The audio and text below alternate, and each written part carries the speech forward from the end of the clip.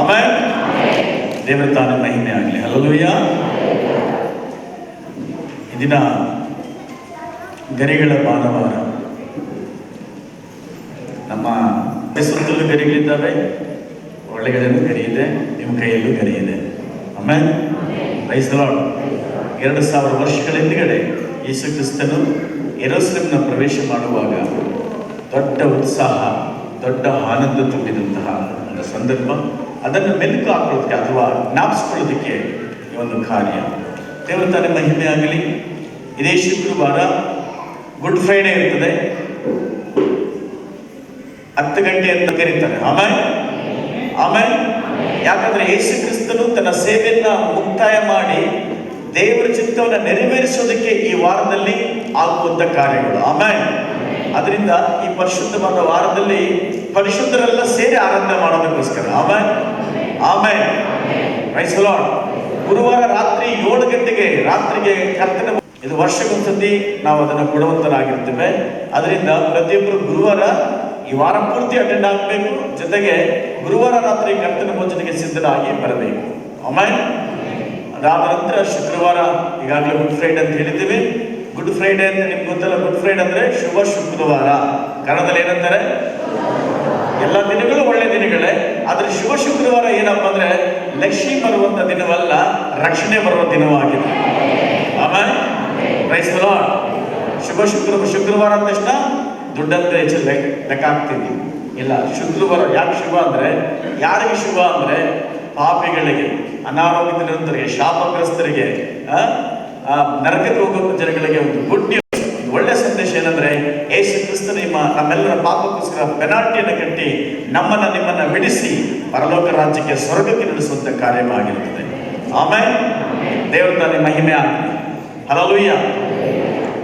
ಇವತ್ತು ಎಷ್ಟು ಪಾಯಿಂಟ್ಗಳನ್ನು ಪ್ರಾರ್ಥನೆ ಮಾಡಿದ್ವಿ. ಇಲ್ಲಿ ಮಾತ್ರ ಅಲ್ಲ, ನಿಮ್ಮೆಲ್ಲರ ಮನೆಗಳಲ್ಲಿ ಸಹ, ನಿಮ್ಮ ಪರ್ಸನಲ್ಲೂ ಸಹ ಈ ಪ್ರಾರ್ಥನೆಗಳನ್ನ ಮಾಡಬೇಕು.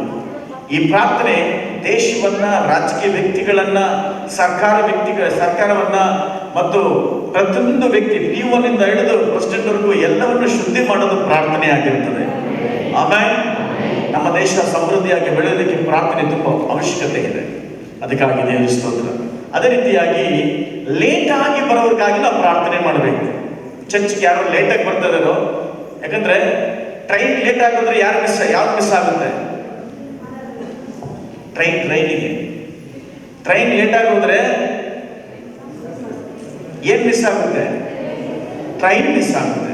ಫ್ಲೈಟ್ ಲೇಟ್ ಆಗೋದ್ರೆ ಫ್ಲೈಟ್ ಮಿಸ್ ಆಗುತ್ತೆ. ಆಮೇಲೆ ಪ್ರೈಸ್ ದಿ ಲಾರ್ಡ್. ನೀವೇನ್ ಫಾಸ್ಟೇ, ನೀವು ಫ್ಲೈಟ್ ಟ್ರೈನ್ ಅಂತ ನಾವು ಓನ್ ಆಗಿ ತಗೊಳ್ತೀವಿ ಗಾಡಿ ಅಂತ ಹೇಳಿರ್ಬೋದು ಅಲ್ವಾ? ಇವ್ರು ಪಾಪ ಲೇಟ್ ಆಗಿ ಬರೋರಿಗೆ ತುಂಬಾ ಜ್ಞಾನ, ಹೇಗಾದ್ರೂ ಮಾಡಿ ಆರಾಧನೆ ತಪ್ಪಿಸ್ಕೋಬೇಕಂತೇಳಿ. ಈ ತಪ್ಪಿಸ್ಕೊಳ್ಳುವಂತ ಎಲ್ಲ ವ್ಯಕ್ತಿಗಳು, ಕುಟುಂಬಗಳು ಎತ್ತಲ್ಪಡೋದಕ್ಕೆ ಸಾಧ್ಯತೆ 100% ಸಾಧ್ಯವೇ ಇಲ್ಲ. ಯಾಕಂದ್ರೆ ಆರಾಧನೆ ಮಾಡೋರಿಗೆ ಆಶೀರ್ವಾದ. ಆಮೇಲೆ ಆರಾಧನೆಗೆ ತಡೆ ಮಾಡುವಂಥದ್ದು ಯಾವುದು? ನಮ್ಮ ಒಳಗಡೆ ಇರುವಂತ ಯಾವುದೋ ಒಂದು ಪಾಪ ನಮ್ಮನ್ನು ದೂರ ಇಡೋದಕ್ಕೆ ಕಾರಣ. ಆರಾಧನೆ ಮಾಡದ ಹಾಗೆ, ಆರಾಧನೆಗೆ ಹೋಗದ ಹಾಗೆ ತಡೆ ಮಾಡೋದು, ನಮಗೆ ಯೇಸು ಕ್ರಿಸ್ತನನ್ನ ಸಂಧಿಸಿದ ಹಾಗೆ ದೂರ ಮಾಡೋದು ಅದೇ ಆಗಿರುತ್ತದೆ. ಅದರಿಂದ ನಮ್ಮ ಕುಟುಂಬಗಳಲ್ಲಿ ಯಾರು ಲೇಟಾಗಿ ಬರಬಾರ್ದು, ನಾವು ಬರಬಾರ್ದು. ಆಮೇಲೆ ಯಾಕಂದ್ರೆ ಆತನ ಹೆಸರಲ್ಲಿ ಕರೆಸಲ್ಪಟ್ಟಂತ ನಾವೆಲ್ಲರೂ ಸಹ ಅದನ್ನು ಆರಾಧಿಸಲೇಬೇಕು. ಆಮೇಲೆ ಆಮೇಲೆ ಲೇಟಾಗಿ ಬರಬಾರ್ದು. ಲೇಟಾಗಿ ಬಂದ್ರೆ ಟ್ರೈನ್ ಮಿಸ್ ಆಗ್ಬೋದು, ಫ್ಲೈಟ್ ಮಿಸ್ ಆಗ್ಬೋದು, ಪರಲೋಕ ಮಿಸ್ ಆಗ್ಬೋದು. ಆಮೇಲೆ ಆಮೇಲೆ ನಿಮ್ಮನ್ನು ನೀವು ತಗ್ಗಿಸಿಕೊಂಡು ನಿಮ್ಮನ್ನು ಸರಿಪಡಿಸ್ಕೊಂಡ್ರೆ ಆರಾಧನೆಗೆ ಸರಿಯಾಗಿ ಬರ್ಬೋದು. ಯಾರು ಬರಕ್ಕಾಗ್ತಾರೆ ಸರಿಯಾದ ಸಮಯಕ್ಕಂದ್ರೆ, ಒಂದು ತನ್ನಲ್ಲಿರುವಂತ ಪಾಪ, ಎರಡನೇದಾಗಿ ನೀನು ಕೆಲವರು ಪಾಪ ಮಾಡಿಲ್ಲ, ಪಾಪ ಮಾಡೋರ ಬಗ್ಗೆ ಊರೆಲ್ಲ ಮಾತಾಡ್ಕೊಂಡ್ ಬರ್ತೀಯ, ಅದೇ ಪಾಪ ನಿನ್ನನ್ನ ತಡೆ ಮಾಡ್ತಾ ಇದೆ. ಏನಂದ್ರೆ, ಮೊದಲು ನಮ್ಮಲ್ಲಿರುವ ಪಾಪ ಆರಾಧನೆ ಬರೋಕ್ಕೆ ಆಗದಾಗೆ ತಡೆ ಮಾಡುತ್ತೆ. ಎರಡನೇ ಕಾರಣ ಏನು ಗೊತ್ತಾ? ಎರಡನೇ ಬ್ಯಾಚು ಅವರು ಪಾಪ ಮಾಡ್ತಾ ಇಲ್ಲ, ಪಾಪ ಮಾಡೋರ ಬಗ್ಗೆ ಊರೆಲ್ಲ ಮಾತಾಡ್ಕೊಂಡ್ ಬರ್ತಾರೆ. ಇವರಿಬ್ಬರು ಪಾಪಿಷ್ಠರಾಗಿರ್ತಾರೆ, ಅವ್ರ ನರಕಕ್ಕೆ ಹೋಗುವಂಥದ್ದು. ಅದು ತಪ್ಪಿಸಬೇಕಂತೇಳಿ ದೇವರ ಉದ್ದೇಶ. ಆಮೇಲೆ ಆಮೇಲೆ ಈ ಎರಡು ಗುಂಪು ಪರಿವರ್ತನೆ ಆಗ್ಬಿಟ್ರೆ ಸರಿಯಾದ ಸಮಯಕ್ಕೆ ಆರಾಧನೆ ಬರೋಕ್ಕೆ ಸಾಧ್ಯ. ಒಂದು ದಿವಸ ತಪ್ಪಾಗ್ಬೋದು, ಒಂದು ವಾರ ತಪ್ಪಾಗ್ಬೋದು. ಪ್ರತಿ ವಾರ ಫಿಕ್ಸ್ ಮಾಡ್ಕೊಂಡಿದ್ರಂದ್ರೆ, ಆರಾಧನೆ ದೂರ ಆಗ್ತಿದ್ರಂದ್ರೆ ಕಾರಣ ಏನು? ದೇವರಿಗಿಂತ ಕೆಲಸ ಇನ್ನೊಂದು ಪ್ರಾಮುಖ್ಯತೆ ಅಲ್ವೇ ಇಲ್ಲ, ದೇವರೇ ಪ್ರಾಮುಖ್ಯತೆ. ಆಮೇಲೆ ಆಮೇಲೆ ದೇವರ ತಾನೇ ಮಹಿಮೆ ಆಗಲಿ. ಅದೇ ರೀತಿಯಾಗಿ ದೇವ್ರ ಚಿತ್ತವಾದ ನಾಳೆ ವಾರ ಬರೋಷ್ಟೊತ್ತಿಗೆ ಡೋರ್ಗಳು ಬರಬಹುದು, ವೈರಿಂಗ್ ಆಗ್ಬೋದು ಅಂತ ನಂಬ್ತೀನಿ ನಾನು. ಆಮೇಲೆ ಆಮೇಲೆ ಈ ಸಭೆ ಇಲ್ಲಿವರೆಗೂ ಕಟ್ಟೋದಕ್ಕೆ, ಇಲ್ಲಿವರೆಗೂ ಎಲ್ಲ ಮಾಡೋದಕ್ಕೆ ನಮ್ಮ ಸಭೆಯ ಪ್ರಾರ್ಥನೆ ಮಾಡಿ ಧಾರಾಳವಾಗಿ ಕೊಡುವಂಥ ಕುಟುಂಬಗಳೇ ಕಾರಣ. ದೇವರು ಅವರೆಲ್ಲರನ್ನೂ ಆಶೀರ್ವಾದ ಮಾಡಿ. ಆಮೇಲೆ ಎಲ್ಲಿವರೆಗೂ ಈ ಪ್ರಾರ್ಥನೆ ಈ ಕುಟುಂಬಗಳಿಗೆ ಇರ್ತದಂದ್ರೆ, ಇದನ್ನು ನೋಡುವಾಗ, ಬಂದು ಕುತ್ಕೊಂಡು ಪ್ರಾರ್ಥನೆ ಮಾಡುವಾಗ, ಸ್ತೋತ್ರ ಮಾಡುವಾಗ ಎಲ್ಲಾ ಸಂದರ್ಭದಲ್ಲೂ ಒಂದು ಭಾಗ ಆ ಕುಟುಂಬಕ್ಕೆ ಎದ್ದೇ ಇರುತ್ತೆ. ಆಮೇಲೆ ಎಲ್ಲ ಕುಟುಂಬಗಳು ಅದನ್ನು ಇದ್ದಾವೆ, ಅದಕ್ಕಾಗಿ ದೇವರ ಸ್ತೋತ್ರ. ಆಮೇಲೆ ಓಕೆ, ನಾಳೆಯಿಂದ ಬೆಳಗ್ಗೆ ಪ್ರಾರ್ಥನೆ ಇರ್ತದೆ ಮತ್ತು ಸಾಯಂಕಾಲ ಪ್ರಾರ್ಥನೆ ಇರ್ತದೆ. ಯಾರು ಮಿಸ್ ಮಾಡಿ ವಿಶೇಷ ವ್ಯಕ್ತಿಗಳಂತ ಕರೆಯೋಕೆ ಹೋದ್ರೆ ದೂರ ಆಗ್ಬಿಡ್ತಾರೆ. ನಮ್ಮ ಸಭೆಯಲ್ಲಿ, ನಮ್ಮ ಕುಟುಂಬದಲ್ಲಿ ಒಬ್ಬರಾಗಿ ನಮ್ಮ ಸಭೆಯನ್ನ ಸೇವೆಯನ್ನು ಪ್ರೀತಿಸುವಂತಹ ದೇವರ ಸೇವಕರು, ಸರಳವಾದಂತಹ ಸತ್ಯದಲ್ಲಿ ನಿಲ್ಲುವಂತಹ, ತಾನು ನಿಂತು ತನ್ನ ಕುಟುಂಬವನ್ನು ಸತ್ಯದಲ್ಲಿ ನಡೆಸಿ ಸೇವೆಯಲ್ಲಿ ಭಾಗಿಯಾಗುವಂಥ ಒಬ್ಬ ದೇವರ ಸೇವಕರು ತುಂಬಾ ಅಪರೂಪ. ಆ ಅಪರೂಪದಲ್ಲಿ ಒಬ್ಬ ದೇವರ ಸೇವಕರು ಇವರಾಗಿದ್ದಾರೆ. ಆಮೇಲೆ ಹಣಕ್ಕಾಗಿನೋ ಹೆಸರಿಗಾಗಿನೋ ಜೀವಿಸುವಂತವರಲ್ಲ, ದೇವರ ಮಹಿಮೆಗಾಗಿ ಜೀವಿಸುವಂಥ ದೇವರ ಸೇವಕರು. ಅವರನ್ನು ಯೇಸು ಕ್ರಿಸ್ತ ನಾಮದಲ್ಲಿ ಸ್ವಾಗತ ಮಾಡ್ತೀನಿ. ದೇವರ ನಾನು ಮಹಿಮೆ ಆಗಲಿ.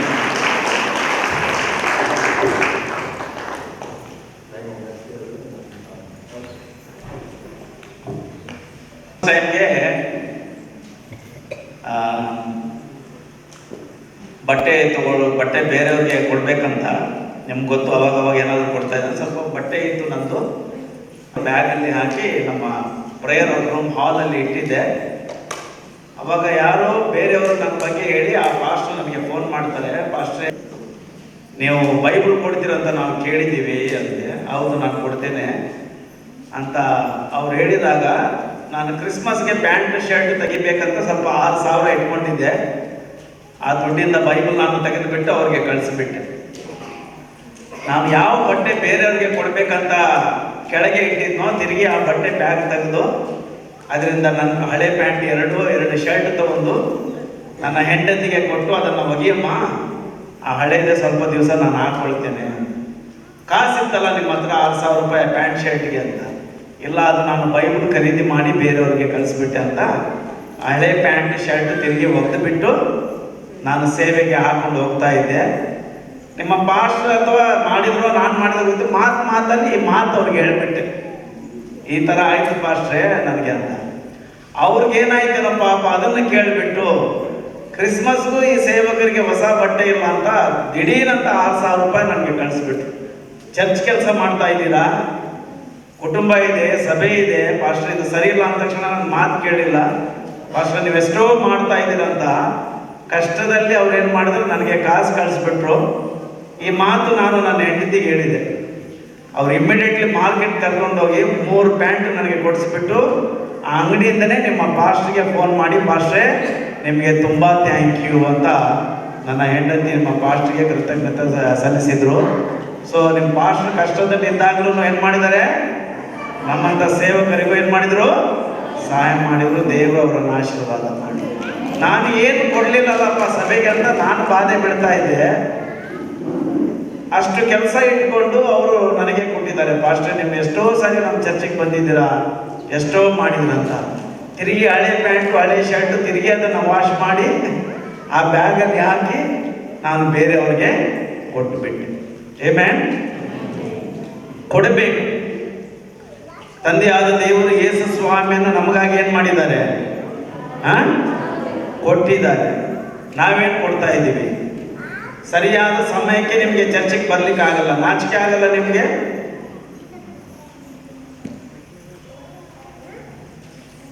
ನಾಚಿಕೆ ಆಗಲ್ವಾ? ಸತ್ಯ ದೇವರು ಎಂಬುದಾಗಿ ಇದೇನಾ ಗ್ಯಾರಂಟಿ? ದೇವರ ಭಯ ಇಲ್ಲ ಅಂದ್ರೆ ನೀವು ಲೇಟಾಗಿ ಬರ್ತೀರ. ನಾವು ಬೆಂಗಳೂರಿಂದ ಅಷ್ಟು ದೂರ ಬಂದಿದ್ದೇವೆ ಇಲ್ಲಿಗೆ. ಬರ್ದಿದೆ ಆದರೆ ಬೈಬಲಲ್ಲಿ ಹೆಸರುಗಳನ್ನ ದೇವರು ಬರೆಸಿಟ್ಟಿಲ್ಲ. ಒಬ್ಬರ ಹೆಸರು ಜಾಸ್ತಿ ಹೇಳ್ತಾ ಇದ್ರೆ ಅವ್ರಿಗೇನು ಬರ್ಬೋದು?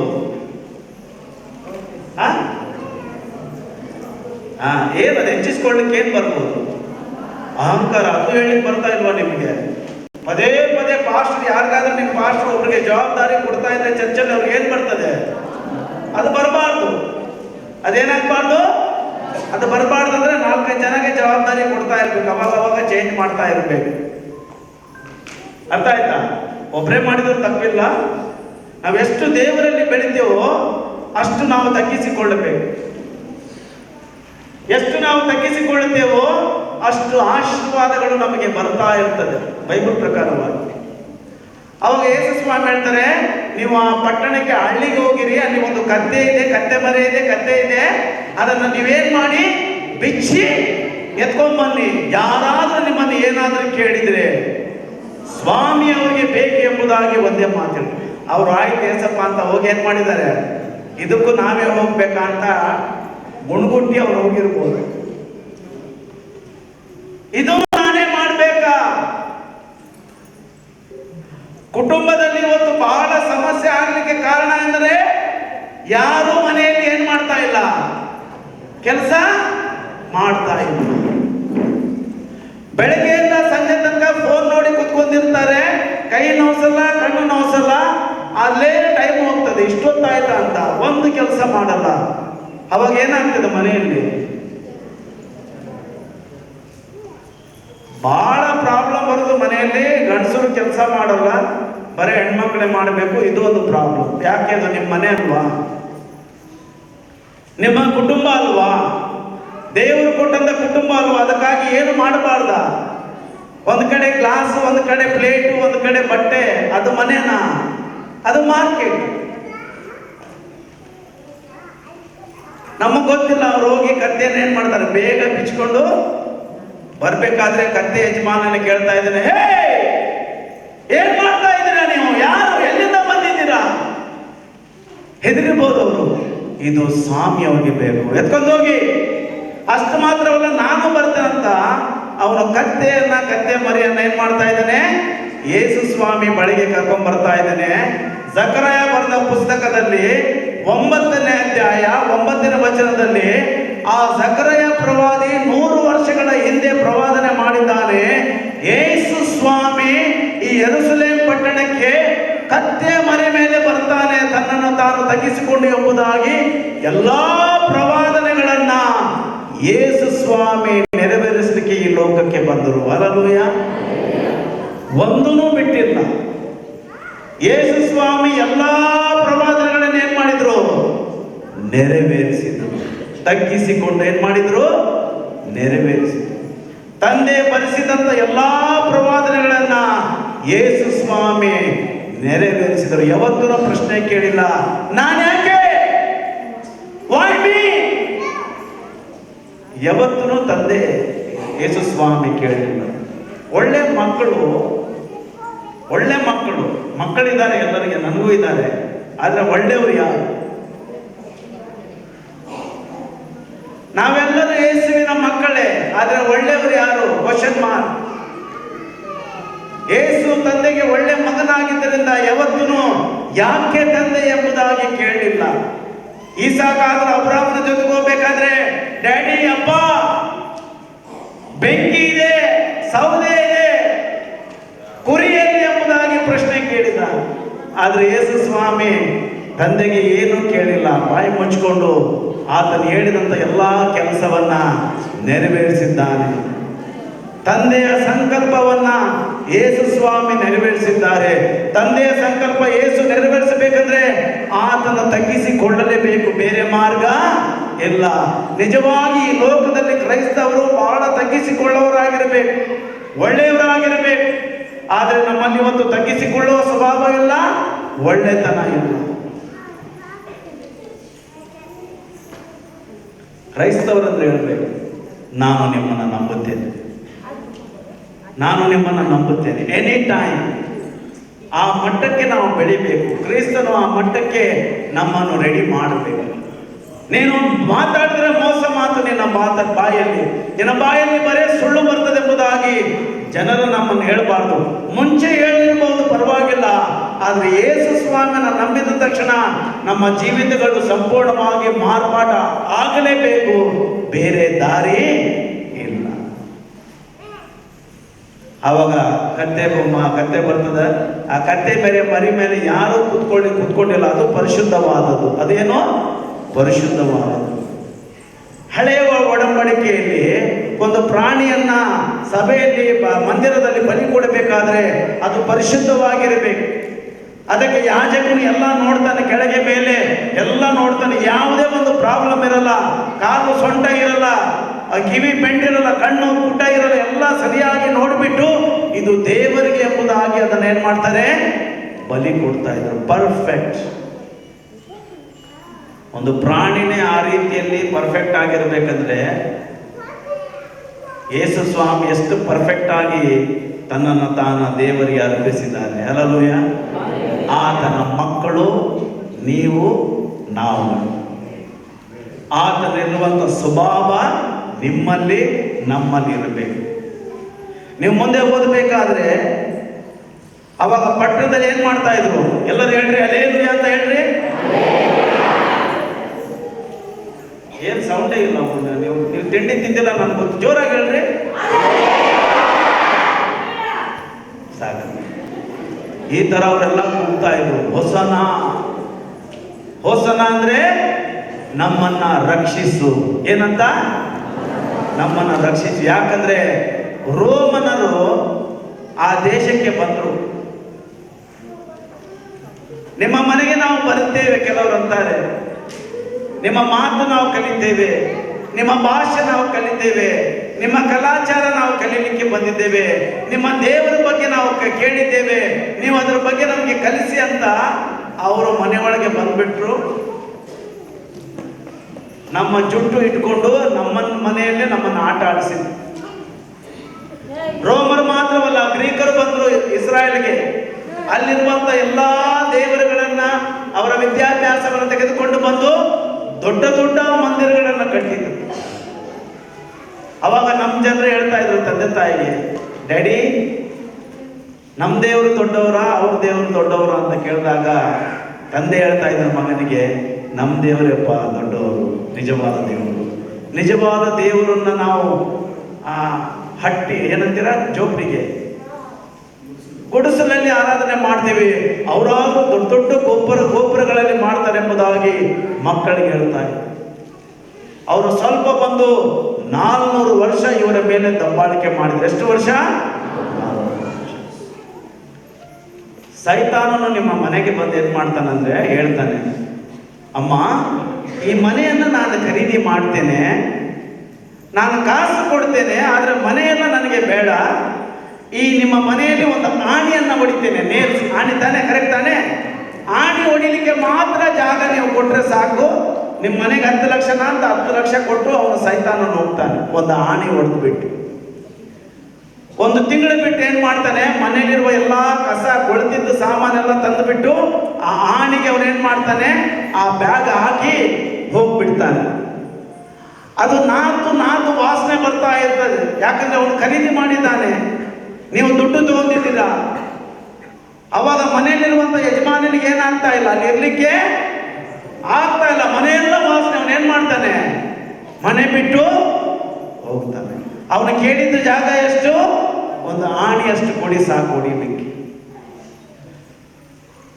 ಇದೇ ಮಾಡುದು ಸೈತಾನ ನಮ್ಮ ಜೀವಿತದಲ್ಲಿ. ಸ್ವಲ್ಪ ಆತನಿಗೆ ಜಾಗ ಕೊಟ್ರೆ ಒಳಗೆ ಬರ್ತಾನೆ, ಅವನೇ ಯಜಮಾನನಾಗ್ತಾನೆ.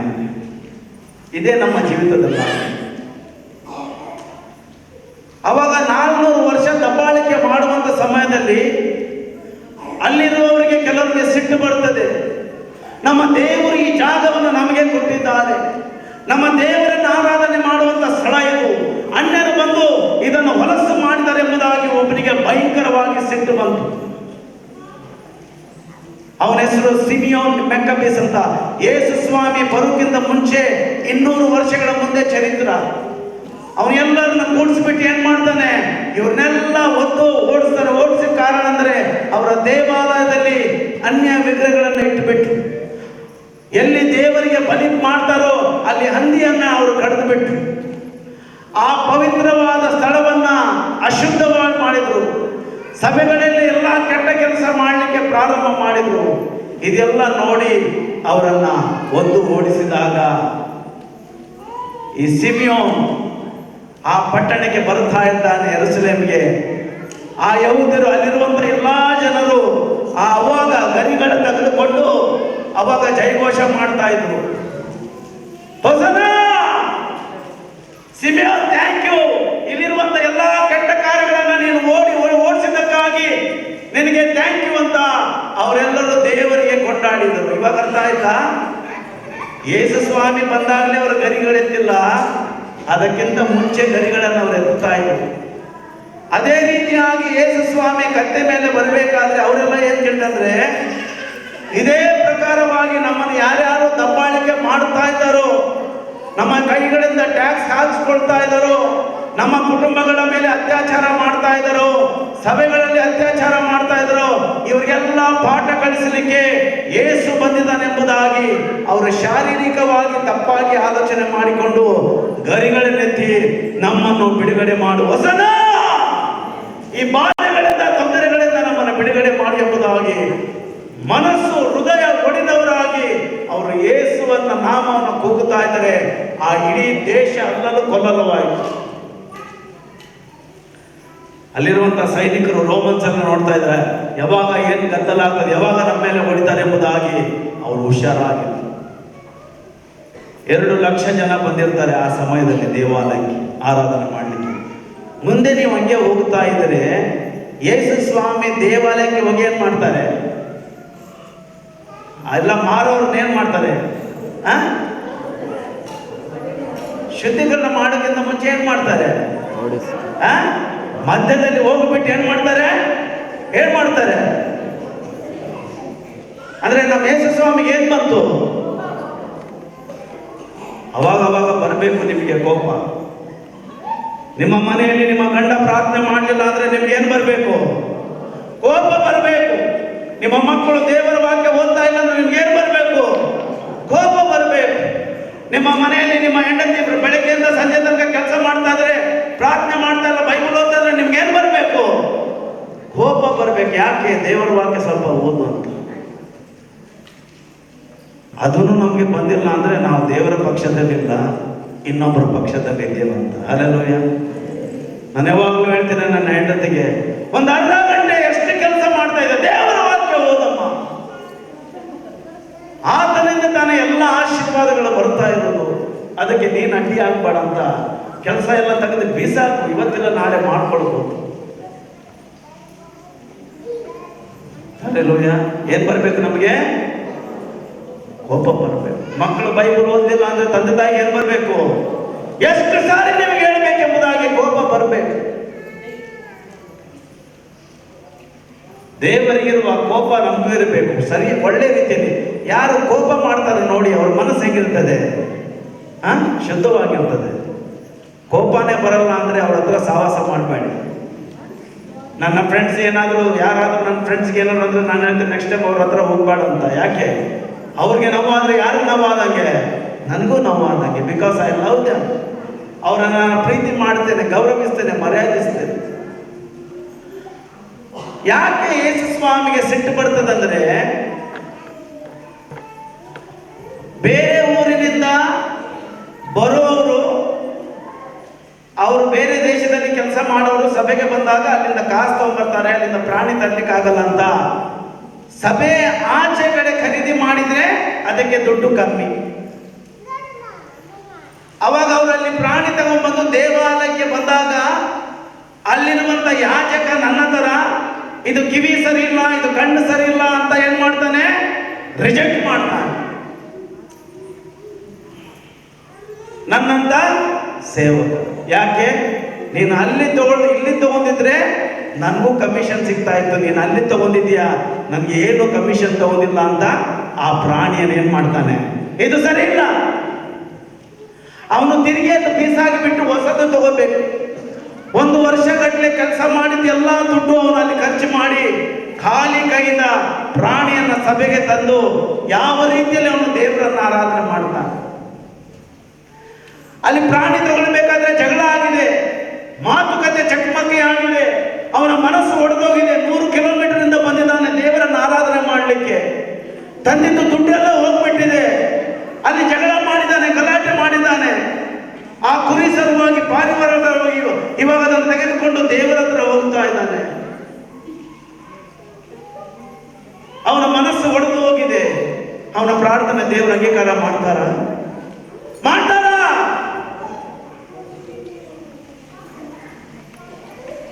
ದೇವರು ಮನುಷ್ಯನಾಗಿ ಆಕ್ಟ್ ಮಾಡಲ್ಲ, ಆತನು ದೇವರೇ. ಇದಕ್ಕೆ ಕಾರಣ ಯಾರು? ಇದು ಸರಿ ಇಲ್ಲ ಅಂತ ಇದೆ. ಸೇವೆ ಮಾಡೋರು ಸೇವೆ ಮಾಡಬೇಕು, ಇಲ್ಲ ಅಂದ್ರೆ ಕೆಲಸ ಮಾಡಬೇಕು. ಕೆಲಸ ಮಾಡ್ತಾ ಸೇವೆ ಮಾಡ್ತದೆ ಆಗಲ್ಲ. ಇದು 2 in 1 ಅಲ್ಲ. ದೇವರು ನಿಮಗೆ ಕೆಲಸ ಕೊಟ್ಟಿದ್ದಾರೆ, ಅದರಲ್ಲಿ ನ್ಯಾಯ ಪ್ರಮಾಣವಾಗಿ ಕೆಲಸ ಮಾಡಿ. ನಿಮ್ಮ ಕುಟುಂಬದಲ್ಲಿ ದೇವರ ಭಯಭಕ್ತಿಯಾಗಿ ನಿಮ್ಮ ಕುಟುಂಬವನ್ನು ನೋಡಿಕೊಳ್ಳಲಿ. ಪ್ರಾರ್ಥನೆಗೆ ಬರುವಂತ ಸಮಯದಲ್ಲಿ ಸರಿಯಾದ ಸಮಯಕ್ಕೆ ಬನ್ನಿ ಪ್ರಾರ್ಥನೆಗೆ. ದೇವರ ಜೊತೆಗೆ ಆಟ ಆಡಬೇಡಿ ಹೇಳ್ತಾ ಇದ್ದೀನಿ. ನಿಮ್ಮ ಪಾಸ್ಟರ್ ಹೇಳಿಲ್ಲ ಈ ಮಾತು, ಇದು ಪ್ರಸಂಗ. ಇದನ್ನು ರೆಡಿ ಮಾಡಬೇಕಾದ್ರೆ ನನಗೆ ಭಯ ಬಂದು ಬುಕ್ ಮುಚ್ಕೊಂಡ್ಬಿಟ್ಟು ನಾನು ಪುಸ್ತಕ ಮುಚ್ಚಿ ಮಲಗಿಬಿಟ್ಟೆ.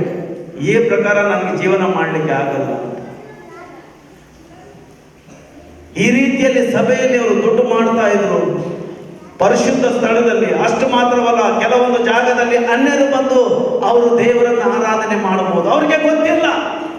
ಅವರು ದೂರದಿಂದ ನಿಂತು ನೋಡ್ತಾರೆ ಯಾವ ರೀತಿಯಲ್ಲಿ ಕೈ ಮೇಲೆ ಮಾಡಿದ್ರು, ಯಾವ ರೀತಿಯಲ್ಲಿ ದೇವರ ಸ್ವರವನ್ನ ಕೂಗಿದ್ರು, ಯಾವ ರೀತಿ ದೇವರ ನಾಮವನ್ನು ಉಚ್ಚಾರ ಮಾಡಿದ್ರು, ಎಷ್ಟು ಭಯಭಕ್ತಿಯಿಂದ ದೇವರ ನಾಮವನ್ನ ಜಯಘೋಷ ಮಾಡಿದೆ ಎಂಬುದಾಗಿ ಅನ್ಯರು ಅಲ್ಲಿ ನಿಂತು ನೋಡ್ತಾ ಇದ್ದಾರೆ.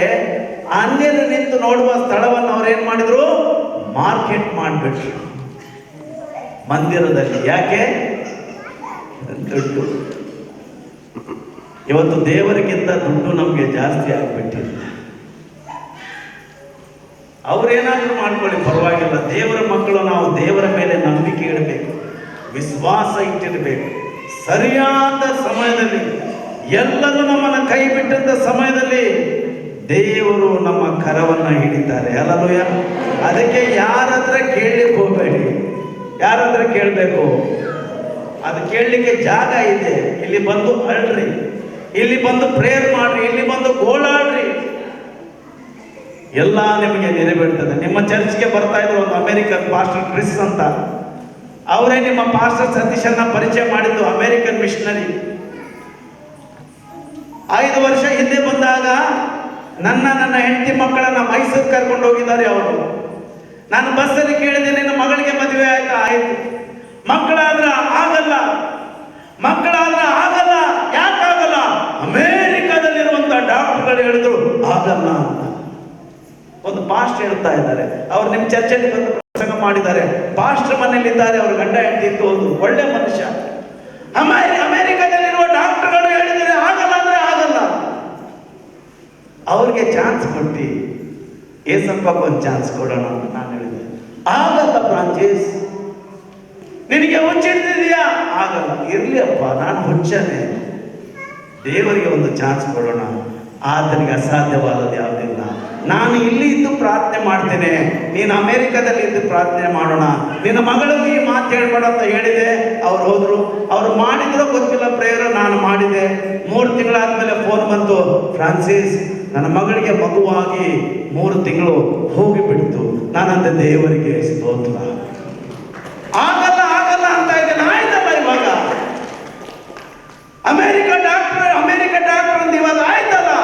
ದೇವರು ನಿನ್ನ ಮಗಳ ಹೊಟ್ಟೆಯನ್ನು ಕ್ಲೀನ್ ಮಾಡ್ತಾ ಇದ್ದಾರೆ, ಟೆಸ್ಟಿಂಗ್ ಮಾಡ್ತಾ ಇದ್ದಾರೆ. ನೀನು ಅಲ್ಲಿದ್ದು ಪ್ರಾರ್ಥನೆ ಮಾಡು, ನಾನಿದ್ದು ಪ್ರಾರ್ಥನೆ ಮಾಡ್ತೀರಂತ ಹೇಳಿ 1 ವರ್ಷ ಆಯಿತು. ತಿರುಗಿ ಫೋನ್ ಬಂತು, ಫ್ರಾನ್ಸಿಸ್ ನಾನು ತಾತ ಆಗ್ಬಿಟ್ಟೆ.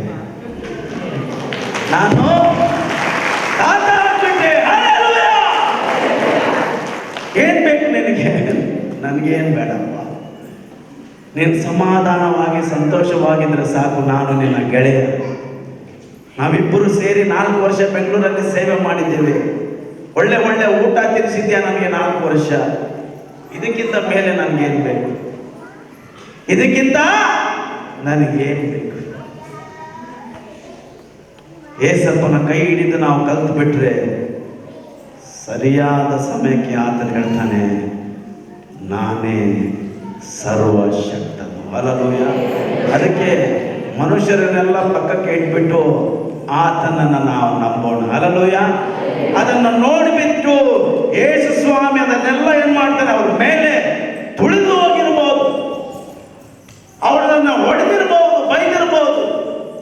ಯೇಸುಗೆ ಭಕ್ತಿ ಬಂತು, ಸಿಟ್ಟು ಬಂತು. ಇದು ನನ್ನ ದೇವಾಲಯ, ಇದರಲ್ಲಿ ಏನ್ ಮಾಡಬೇಕು? ಪ್ರಾರ್ಥನೆ ಮಾಡಬೇಕು. ಜೆರೆಮಯ ಹೇಳಿರ್ತಾನೆ, 2000 ವರ್ಷಗಳ ಮುಂದೆ ಯೆರೆಮಯನ ಹೇಳ್ತಾ ಇದ್ದಾನೆ, ನನ್ನ ದೇವರ ದೇವಾಲಯವನ್ನು ನೀವೆಲ್ಲ ಏನ್ ಮಾಡಿದ್ರಿ? ಮಾರ್ಕೆಟ್ ಪ್ಲೇಸ್ ಮಾಡಿಬಿಟ್ಟಿದ್ರಿ. ಇವತ್ತು ಆಗಿಲ್ಲ, ಇದು ಮಾರ್ಕೆಟ್ ಸಿಸ್ಟಮ್. ಅವತ್ತಿಗೂ ಇತ್ತು, ಯೇಸು ಸ್ವಾಮಿ ಬಂದಾಗಿತ್ತು. ನಾವು ಮನುಷ್ಯರು ಅಷ್ಟು ಈಸಿಯಾಗಿ ಬದಲಾವಣೆ ಆಗಲ್ಲ. ನಮ್ಗೆ ಯಾರೋ ಒಬ್ಬರು ಹೊಡಿತಾ ಇರಬೇಕು, ಅವಾಗಲೇ ನಾವು ಚೇಂಜ್ ಆಗ್ತೇವೆ, ಇಲ್ಲಾಂದ್ರೆ ಆಗುವಂತವರಲ್ಲ. ನಮ್ಮ ಮಕ್ಕಳಿಗೆ ಅವಾಗ ಹೊಡಿತಾ ಇರ್ತೀವಿ. ಇವಾಗ 21 ವರ್ಷ ನನ್ನ ಮಗನಿಗೆ, ಇವತ್ತು ಬೆಲ್ಟಿಂದ ಹೊಡಿತೇನೆ. ಬೈಬಲ್ ಹೇಳ್ತಾ ಇದೆ. ಬೈಬಲ್ ಮಾತು ಕೇಳಬೇಕಾ ಇಲ್ಲ ಲೋಕದ ಮಾತು ನಾನು ಕೇಳಲ್ಲ? ನಾನು ಯೇಸುವಿನ ಶಿಷ್ಯನು, ಯೇಸುವಿನ ಮಾತು ಕೇಳ್ತೇನೆ. ಅವಾಗ ಬೆಲ್ಟ್ಗೆ ಕೆಲಸ ಕೊಡ್ಬೇಕು. ಮನೆಯಲ್ಲಿ ಇರ್ತಾನೋ ಮನೆ ಬಿಟ್ಟು ಹೋಗ್ತಾನೋ, ಅದು ಅವನಿಗೆ ಬಿಟ್ಟಿದ್ದು. ಅವನಿಗೆ ಹೆದರ್ಕೊಂಡು ನಾನು ನನ್ನ ಮನೆಯಲ್ಲಿ ಜೀವನ ಮಾಡಲ್ಲ, ಅವನು ಹೆದರ್ಕೊಂಡು ನನ್ನ ಮನೆಯಲ್ಲಿ ಇರಬೇಕು. ಏನಾದ್ರೂ ಮಾಡ್ಕೊಳ್ತಾರೆ, ಅದು ಅವನಿಗೆ ಬಿಟ್ಟಿದ್ದು, ನನಗಲ್ಲ. ಅವನಿಗೆ ಹೆದರ್ಕೊಂಡು ನಾನು ದೇವರು ಕೊಟ್ಟ ಮನೆಯಲ್ಲಿ ಹೇಡಿಯಾಗಿ ನಾನು ಜೀವಿಸಲಿಕ್ಕೆ ಇಷ್ಟ ಇಲ್ಲ. ನನ್ನ ಮನೆಯಲ್ಲಿ ನಾನು ರಾಜನಾಗಿ ಜೀವಿಸಬೇಕೆಂಬುದಾಗಿ ದೇವರು ನನಗೆ ಈ ಮನೆಯನ್ನು ಕೊಟ್ಟಿದ್ದಾರೆ. ಹಲ್ಲೆಲೂಯಾ. ಈ ಮನೆಯಲ್ಲಿ ಯಾರ ನಾಮ ಘನ ಪಡಬೇಕು?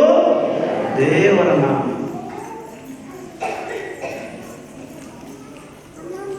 ಹೌದೆಲ್ಲ ಕ್ಲಿಯರ್ ಮಾಡಿಬಿಡ್ತಾರೆ. ಏಸಾಯನು ಹೇಳ್ತಾನೆ, ಈ ನನ್ನ ಮನೆಯನ್ನ ಕಳ್ಳದ ಗವಿ ಮಾಡಿಬಿಟ್ಟಿದ್ರಿ ಎಂಬುದಾಗಿ. ನೀವೇನ್ ಮಾಡಿದ್ದೀರ? ನನಗೆ ಹೇಳ್ಬೇಡಿ, ನಿಮ್ಮ ಪಾಸ್ಟ್ಗೆ ಹೇಳಿ. ನೀವೇನ್ ಮಾಡಿದ್ರ ನಿಮ್ಮ ಸಭೆಯನ್ನ? ಇಲ್ಲಿ ನಿಜವಾಗಿ ದೇವರಿದಾರ? ಅನ್ಯರಿಗೆ ಅದು ಗೊತ್ತಾಗ್ತಾ ಇದೆಯಾ? ಇಲ್ಲ ಸುಮ್ಕೆ ನೀವು ಗರಿಗಳನ್ನ ಸುಮ್ಕೆ ಬೀಸಾಕಿಬಿಟ್ಟು ಹೋಸನ ಅಂತ ಅದನ್ನು ಬೀಸಾಕ್ಬಿಟ್ಟು ಅಲ್ಲಿ ಏನಿಲ್ಲ ಎಂಬುದಾಗಿ ಮನೆಗೆ ಹೋಗ್ತಾ ಇದ್ದೀರಲ್ಲ. ಯೇಸು ಸ್ವಾಮಿಗೆ ಮಾಡಿದಾಗ ಅವಾಗೆಲ್ಲ ಏನ್ ಬಂದಿರ್ಬೋದು? ಹೆಸರು ಮೇಲೆ ನನ್ನ ಹಲ್ ಕಡಿಲಿಕ್ಕೆ ಬರಲ್ಲ, ಎಲ್ಲರಿಗೂ ಏನ್ ಬಂತು? ಸಿಟ್ಟು ಬಂದ್ಬಿಡ್ತಾ ಆತನ ಮೇಲೆ. ನಮ್ಗೆ ದೇವರ ಭಕ್ತಿ ವೈರಾಗ್ಯ ಇದ್ರಲ್ಲ, ನಿಮ್ಗೆಲ್ಲ ನಮ್ಮ ಮೇಲೆ ಏನ್ ಬರ್ತದೆ? ಸಿಟ್ಟು ಬರ್ತದೆ. ಯಾಕಂದ್ರೆ ಮ್ಯಾಚ್ ಆಗಲ್ಲ. ನಮ್ಮ ಲೈಫ್ ನಿಮ್ಮ ಲೈಫ್ ಮ್ಯಾಚ್ ಆಗಲ್ಲ. ನಮ್ಮನ್ನು ನೋಡಿದವ್ರಿಗೆ ಅವಾಗ ಸಿಟ್ಟು ಬರಬೇಕು. ಇವನು ಮಾಡು ಎಲ್ಲ ಕೆಲಸ ಬೇರೆ ಅಂತ ಅವ್ರಿಗೆ ಕೋಪ ಬರಬೇಕು. ಅವ್ರು ಹಂಗಿದ್ರು, ನಾವ್ ಹೆಂಗಿದ್ದೀವಿ ಇವತ್ತು? ಅವ್ರಿಗೂ ನಮ್ಗೇನು ವ್ಯತ್ಯಾಸ? ಅವ್ರಿಗೆ ಬುದ್ಧಿ ಇಲ್ಲ ಅಂತ ನಾವು ಹೇಳ್ತೇವೆ, ನಮಗಿದೆಯಾ? ಅವ್ರಿಗೆ ದೇವರ ಭಯ ಇದ್ದಿಲ್ಲ ಅಂತ ನಾವು ಹೇಳ್ತೇವೆ, ನಮಗಿದೆಯಾ? ನಮ್ಮನ್ನು ಬಿಡಿಸು ಅಂತ ಅವ್ರು ಕೇಳ್ತಾ ಇದ್ರು. ಇವತ್ತು ಯೇಸು ಸ್ವಾಮಿ ನಮ್ಮನ್ನು ಪಾಪಗಳಿಂದ, ಶಾಪಗಳಿಂದ, ರೋಗಗಳಿಂದ, ಎಲ್ಲಾ ಬಂಧನಗಳಿಂದ ದೇವರು ನಮ್ಮನ್ನು ಬಿಡುಗಡೆ ಮಾಡಿದ್ದಾರೆ. ಇನ್ನು ನಾವು ಹೆಂಗಿರಬೇಕು? ಇನ್ನೂ ಹೆಚ್ಚಾಗಿ ಘನಪಡಿಸಬೇಕು. ಎಲ್ಲರೂ ಹೇಳ್ರಿ, ಯೇಸು ನಾಮಕ್ಕೆ.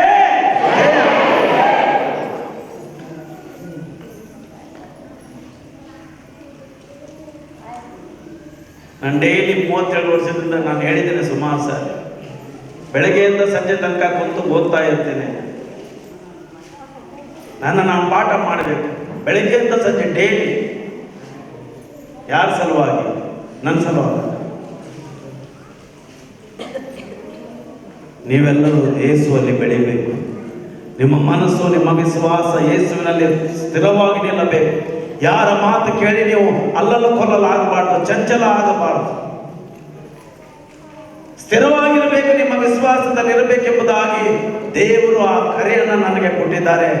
ಆತನ ಕರೆಯಲ್ಲಿ ನಾನು ಸ್ಥಿರವಾಗಿ ನಿಂತಿದ್ದೇನೆ. ದೇವರಿಗೆ ಸ್ತೋತ್ರ.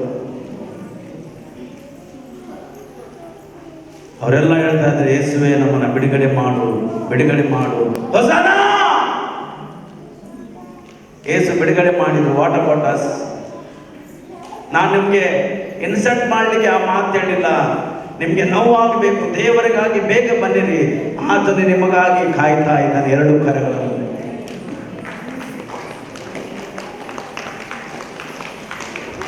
ನಾನು ಇಲ್ಲಿ ಬಂದಿದ್ದೇನೆ 100 ಕಿಲೋಮೀಟರ್, ಪರವಾಗಿಲ್ಲ. ಕೆಲವೊಂದು ಕಡೆ 500 ಕಿಲೋಮೀಟರ್ ಹೋಗ್ಬೇಕು ಗಾಡಿ ಓಡಿಸ್ಕೊಂಡು. ಅವಾಗ ಕಾಲು ಬಾತು ಬಿಡ್ತದೆ, ಆ ಗಾಡಿ ಪೆಡಲ್ ಮಾಡ್ಲಿಕ್ಕೆ ಆಗಲ್ಲ. 500 ಕಿಲೋಮೀಟರ್ ಹೋದ ತಕ್ಷಣ ಅವ್ರು ಕರೀತಾರೆ, ಪಾಸ್ಟರ್ ಬನ್ನಿ ಪ್ರಸಂಗ ಮಾಡಿ ಅಂತ. ಬ್ರಷ್ನು ಮಾಡ್ಲಿಕ್ಕೆ ಟೈಮ್ ಇಲ್ಲ. ಪ್ರಸಂಗ ಮಾಡಿದ ತಕ್ಷಣ ಚಿಕ್ಕ ಸಭೆ, ಊಟನೂ ಸಿಗಲ್ಲ. ಆಯ್ತು ನಾವು ಹೋಗಿ ಬರ್ತೇವಂತ ತಿರುಗಿ 500 ಕಿಲೋಮೀಟರ್ ಬರಬೇಕು ಮನೆಗೆ. ಗಾಡಿ ಓಡಿಸಿದ್ರೆ ಜನ ತಿಳಿತಾರೆ ದುಡ್ಡಿರ್ಬೋದು ಅಂತ. ಒಂದೊಂದ್ಸಾರಿ ಊಟಕ್ಕೂ ದುಡ್ಡಿರಲ್ಲ. ಮನೆಗೆ ಬಂದು ಗಾಡಿ ನಿಲ್ಲಿಸ್ಲಿಕ್ಕಾಗಲ್ಲ, ಕಾಲು ಬಾತಿದೆ, ನಡಿಲಿಕ್ಕಾಗಲ್ಲ. ಮನೆಯಲ್ಲಿ ಕುತ್ಕೊಂಡು ನಡೆದ್ರೆ ನೆಕ್ಸ್ಟ್ ಟೈಮ್ ಅಷ್ಟು ದೂರ ಹೋಗ್ಬಾರ್ದಂತ ಆ ನೋವಲ್ಲೂ ಕರೆಕ್ಟ್ ಆಗಿ ನಡೆದ್ಬಿಟ್ಟು ಸ್ನಾನ ಮಾಡಿ ಎಲ್ಲ ಸಹಿಸ್ಕೊಂಡು ಏನ್ ಬೇಕು ಇವಾಗ ಸದ್ಯಕ್ಕೆ ಏನ್ ಬೇಡ ಅಂತ ಎಲ್ಲ ಅಡ್ಜಸ್ಟ್ ಮಾಡ್ಕೊಂಡು ಅವ್ರು ಕಾಲು ನೋಡ್ತಾರೆ. ಏನ್ ಇಷ್ಟೊಂದು ಬಾತಿದೆ? ಸ್ವಲ್ಪ ಇವಾಗ್ಲೇನೆ ಜಸ್ಟ್ ಮನೆಗೆ ಬಂದೆ ಬಾತಿದೆ, ಟೆನ್ಷನ್ ಆಗ್ಬೇಡ, ಏನಾಗಲ್ಲ. ಯೇಸು ಸ್ವಾಮಿ ಸಹಿಸ್ಕೊಳ್ಳಿಕ್ಕೆ ಕಲಿಸ್ತಾರೆ.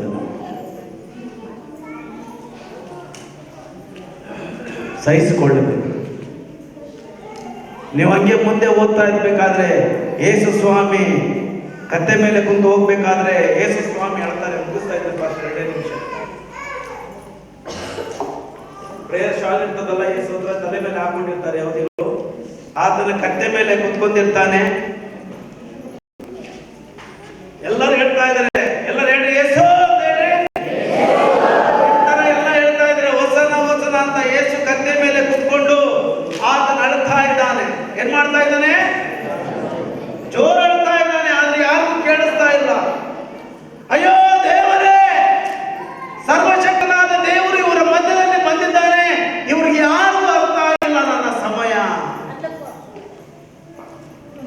ನಾನು ಇವರ ಮಧ್ಯದಲ್ಲಿ ಬಂದಿದ್ದೇನೆ, ಇವ್ರು ಯಾರು ಅರ್ಥ ಆಗಿಲ್ಲ. ಕಣ್ಣಿದ್ರು ಕುಡ್ದರು, ಕಿವಿ ಇದ್ರು ಕಿವಿಡರು, ಇವ್ರಿಗೆ ನಾನು ಬಂದಿದ್ದೇ ಅರ್ಥ ಆಗಿಲ್ಲ ಅಂತ ಯೇಸು ಮುಂದೆ ಓದಿದ್ರೆ ಅಳ್ತಾ ಇದ್ದಾರೆ.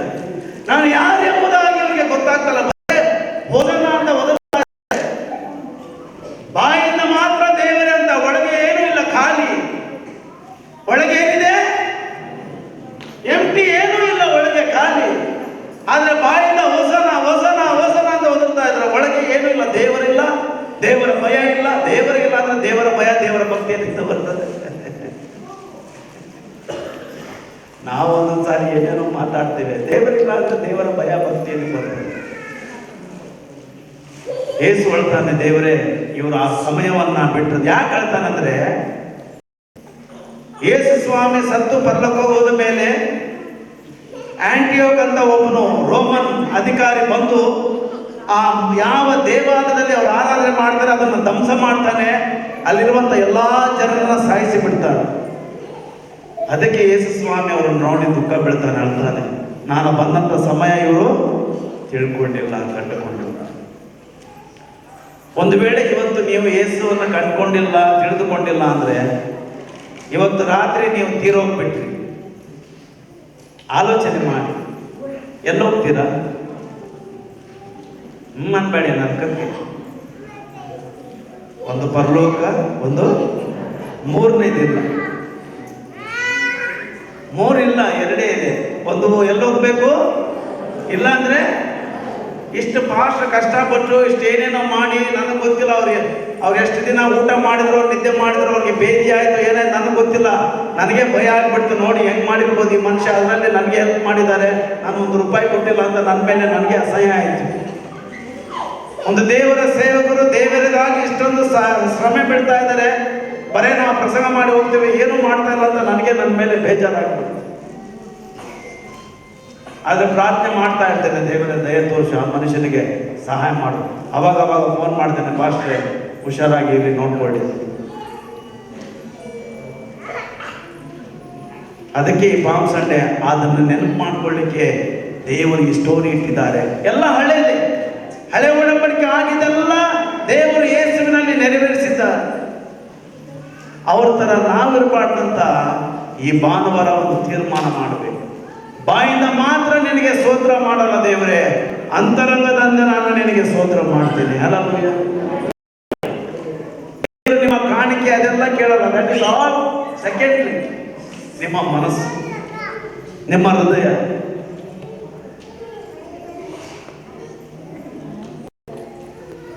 ಒಂದು ತಾಯಿ ಗಂಡ ಹೆಂಡತಿ, ನಮ್ಮ ಮನೆಯಲ್ಲಿ ಆಗಿದ್ದು ಸ್ಟೋರಿ. ತಂದೆ ಮಕ್ಕಳನ್ನ ತುಂಬಾ ಪ್ರೀತಿ ಮಾಡ್ತಾರೆ, ತಾಯಿ ಏನು ಮಾಡಲ್ಲ.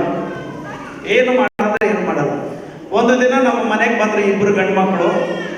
ಮಧ್ಯಾಹ್ನ 2 ಗಂಟೆಯಿಂದ 5 ಗಂಟೆ ತನಕ ಆಟ ಆಡಿದ್ರು. 5:05 ನಾವೇನ್ ಮಾಡ್ತೇವೆ, ಮನೆಯಲ್ಲಿ ಊಟ ಮಾಡ್ತೇವೆ, ಅವ್ರಿಗೂ ಸ್ವಲ್ಪ ಕೊಟ್ಟಿವಿ. ನಾವು ಪ್ರೇಯರ್ ಮಾಡಬೇಕು. ಇನ್ನು ಆ ಟೈಮ್ನಲ್ಲಿ ಯಾರು ಏನು ಮಾಡ್ದಂತ ನಾವು ಹೇಳಿದೀವಿ ಹುಡುಗರಿಗೆ, ನೀವು ಇನ್ನು ನಿಮ್ಮ ಮನೆಗೆ ಹೋಗ್ರು, ನಿಮ್ಮ ತಾಯಿ ಹತ್ರ ನೀವು ಹೋಗಿ. ಅವ್ರು ಫೋನ್ ಮಾಡ್ತಾ ಇದ್ರೆ ತಂದೆ ಬರ್ತಾ ಇಲ್ಲ, ತಾಯಿ ಬರ್ತಾ ಇಲ್ಲ. ಎಲ್ಲ ಅಂಕಲ್ ಇಲ್ಲೇ ಚೆನ್ನಾಗಿದೆ, ನಾವಿಲ್ಲೇ ಇರ್ತೀವಿ, ನೀವು ನೀರು ಕೊಟ್ಟರು ನಾವು ಕುಡಿತೀವಿ. ನಮ್ಗೆ ನಮ್ಮ ಮನೆಯಲ್ಲಿ ಯಾರು ನಮ್ಮ ಜೊತೆಗೆ ಮಾತಾಡಲ್ಲ ಅಂಕಲ್. ಆ ಥರ ಯಾರು ನಮ್ಗೆ ಪ್ರೀತಿ ತೋರಿಸಲ್ಲ. ಚೆನ್ನಾಗಿದೆ ಅಂತ ಇಲ್ಲಿ ಚೆನ್ನಾಗಿರ್ಬೋದಪ್ಪ, ಇದು ನಿಮ್ಮ ಮನೆ ಅಲ್ಲ, ನನ್ನ ಮನೆ. ಆಚೆಯಿಂದ ಬಂದವ್ರಿಗೆ ಟೈಮ್ ಲಿಮಿಟ್ ಇದೆ ಅಂತ ಹೇಳ್ಬಿಟ್ಟು ಆ ಮಕ್ಕಳಿಗೆ ತಂದೆ ಬಂದ ತಕ್ಷಣ ಕಳಿಸ್ಬೇಕಾದ್ರೆ ಅವರು ಗಲಾಟೆ ಮಾಡಿಬಿಟ್ರು, ಹೋಗಲ್ಲ ಅಂತ.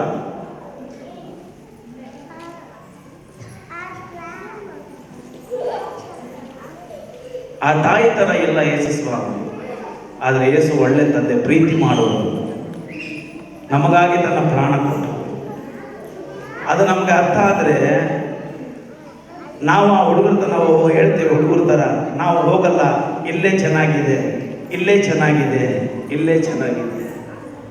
ಟೈಮ್ ಆಯ್ತ್ರಿ, ರಾತ್ರಿ 10 ಆಯ್ತು, ಬೆಳಗ್ಗೆ ಬೇರೆ ಕಡೆ ಹೋಗ್ಬೇಕು ಸೇವೆಗೆ, ಇನ್ನೂ 1 ಅವರ್ ಬಂದ್ಬಿಟ್ಟೆ. ಬರ್ತಾ ಇತ್ತು 2 ನಿಮಿಷ ತಿರುಗಿ ಹೋಗ್ತಾ ಇತ್ತು. ಟೈಮ್ ಆಯ್ತಲ್ಲ, ನಿದ್ದೆ ಅರ್ಧ ನಿದ್ದೆಯಲ್ಲಿ ಹೇಳ್ತಾ ಇಲ್ಲ, ಟೈಮ್ ಆಯ್ತಲ್ಲ, ಬೆಳಿಗ್ಗೆ ಹೋಗ್ಬೇಕು, 2 ಕಮ್ಮಿ ಲೈಟ್ ಆಫ್ ಮಾಡ್ತಾ ಇದ್ದೀನಿ ಅಂತ ಅಲ್ಲೇ ಇರ್ತೇನೆ. ಇನ್ನೂ 2-3 ಅವರ್. ಇನ್ನೂ ಸ್ವಲ್ಪ ಓದಿದ್ರೆ, ಇನ್ನೂ ಸ್ವಲ್ಪ ನಾನು ತಿಳ್ಕೊಂಡ್ರೆ, ಇನ್ನೂ ಯೇಸು ಸ್ವಾಮಿಯ ಪ್ರೀತಿ ಬಗ್ಗೆ ಅವ್ರಿಗೆ ನಾನು ತಿಳಿಸ್ಬೋದು. ಎಷ್ಟು ದಿನ ನಾನು ಇರ್ತೀನ ನನಗೆ ಗೊತ್ತಿಲ್ಲ.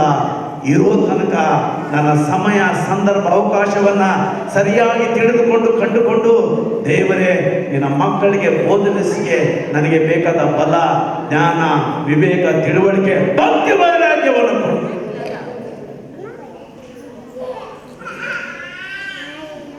ಸಾಕ್ಷಿಯಾಗಿ ಜೀವನ ಮಾಡಬೇಕು. ನಾಳೆ ನಾನು ಸತ್ರು ನನ್ನ ಮಕ್ಕಳು ಹೇಳಬೇಕು, ನಮ್ಮ ತಂದೆ ನೀತಿವಂತನೆಂಬುದಾಗಿ ಸಾಕ್ಷಿ ಹೇಳಬೇಕು. ಎಷ್ಟು ಜನ? 2, ನನ್ನ ಮಗಳು ಮಗ 2 ಹೇಳಿದ್ರೆ ಸಾಕು. ಹಲ್ಲೆಲೂಯಾ. ಸೊ ಇದೇ ಪಾಮ್ಸ್ ಅಂತೆ. ಅವರೆಲ್ಲ ಶಾರೀರಿಕವಾಗಿ ಯೇಸು ನಮ್ಮನ್ನು ಬಿಡುಗಡೆ ಮಾಡಲಿಕ್ಕೆ ಅದು ಮಾಡಲಿಕ್ಕೆ ಬಂದಿಲ್ಲ. ಆತ್ಮಿಕವಾದ ಬಂಧನಗಳಿಂದ ಒಡೆದು ನಮ್ಮನ್ನು ಬಿಡುಗಡೆ ಮಾಡಲಿಕ್ಕೆ ಯೇಸು ಸ್ವಾಮಿ ಲೋಕಕ್ಕೆ ಬಂದರು. ಹಲ್ಲೆಲೂಯಾ. ಎಲ್ಲರೂ ಎದ್ದು ನಿಂತುಕೊಂಡು 1 ನಿಮಿಷ ನಮ್ಮ ಹೃದಯಗಳನ್ನು ನಾವು ಪರೀಕ್ಷೆ ಮಾಡಿಕೊಳ್ಳೋಣ. ತನ್ನನ್ನು ತಾನು ಅಷ್ಟಾಗಿ ತಗ್ಗಿಸಿಕೊಂಡು, ಏನೂ ಇಲ್ಲದವನಾಗಿ, ಗತಿ ಇಲ್ಲದವನಾಗಿ ಗದ್ದೆ ಮೇಲೆ ಕೂತ್ಕೊಂಡು ಆತನು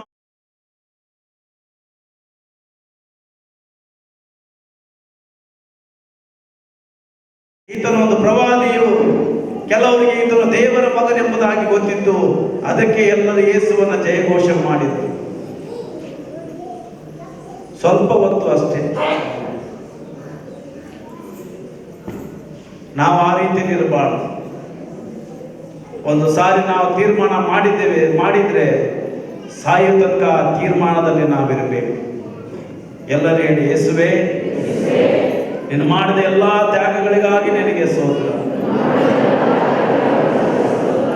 ನನಗಾಗಿ, ಪಾಪಿಯಾದ ನನಗಾಗಿ ನೀನು ತಗ್ಗಿಸಿಕೊಂಡು ಪರಲೋಕವನ್ನು ಬಿಟ್ಟು ಭೂಲೋಕಕ್ಕೆ ಬಂದು ದೇವರ ಕತ್ತೆ ಮರೆ ಮೇಲೆ ಕುತ್ಕೊಂಡು ನಿನ್ನನ್ನು ತಗ್ಗಿಸಿಕೊಂಡು ನನಗೆ ರಕ್ಷಣೆ ಕೊಡಲಿಕ್ಕೆ ಬಂದಿದ್ದಕ್ಕಾಗಿ ನಿನಗೆ ಸ್ತೋತ್ರ. ಇವತ್ತಿಂದ ನಿನಗೆ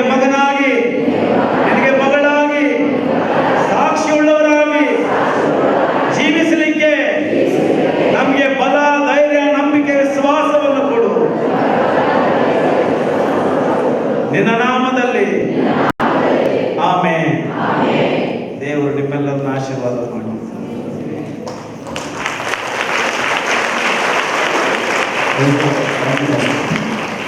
ಆಮೇಲೆ ಮಕ್ಕಳನ್ನ ಗಲಾಟೆ ಮಾಡೋಕ್ಕೆ ಅವಕಾಶ ಕೊಡ್ತಾರೆ.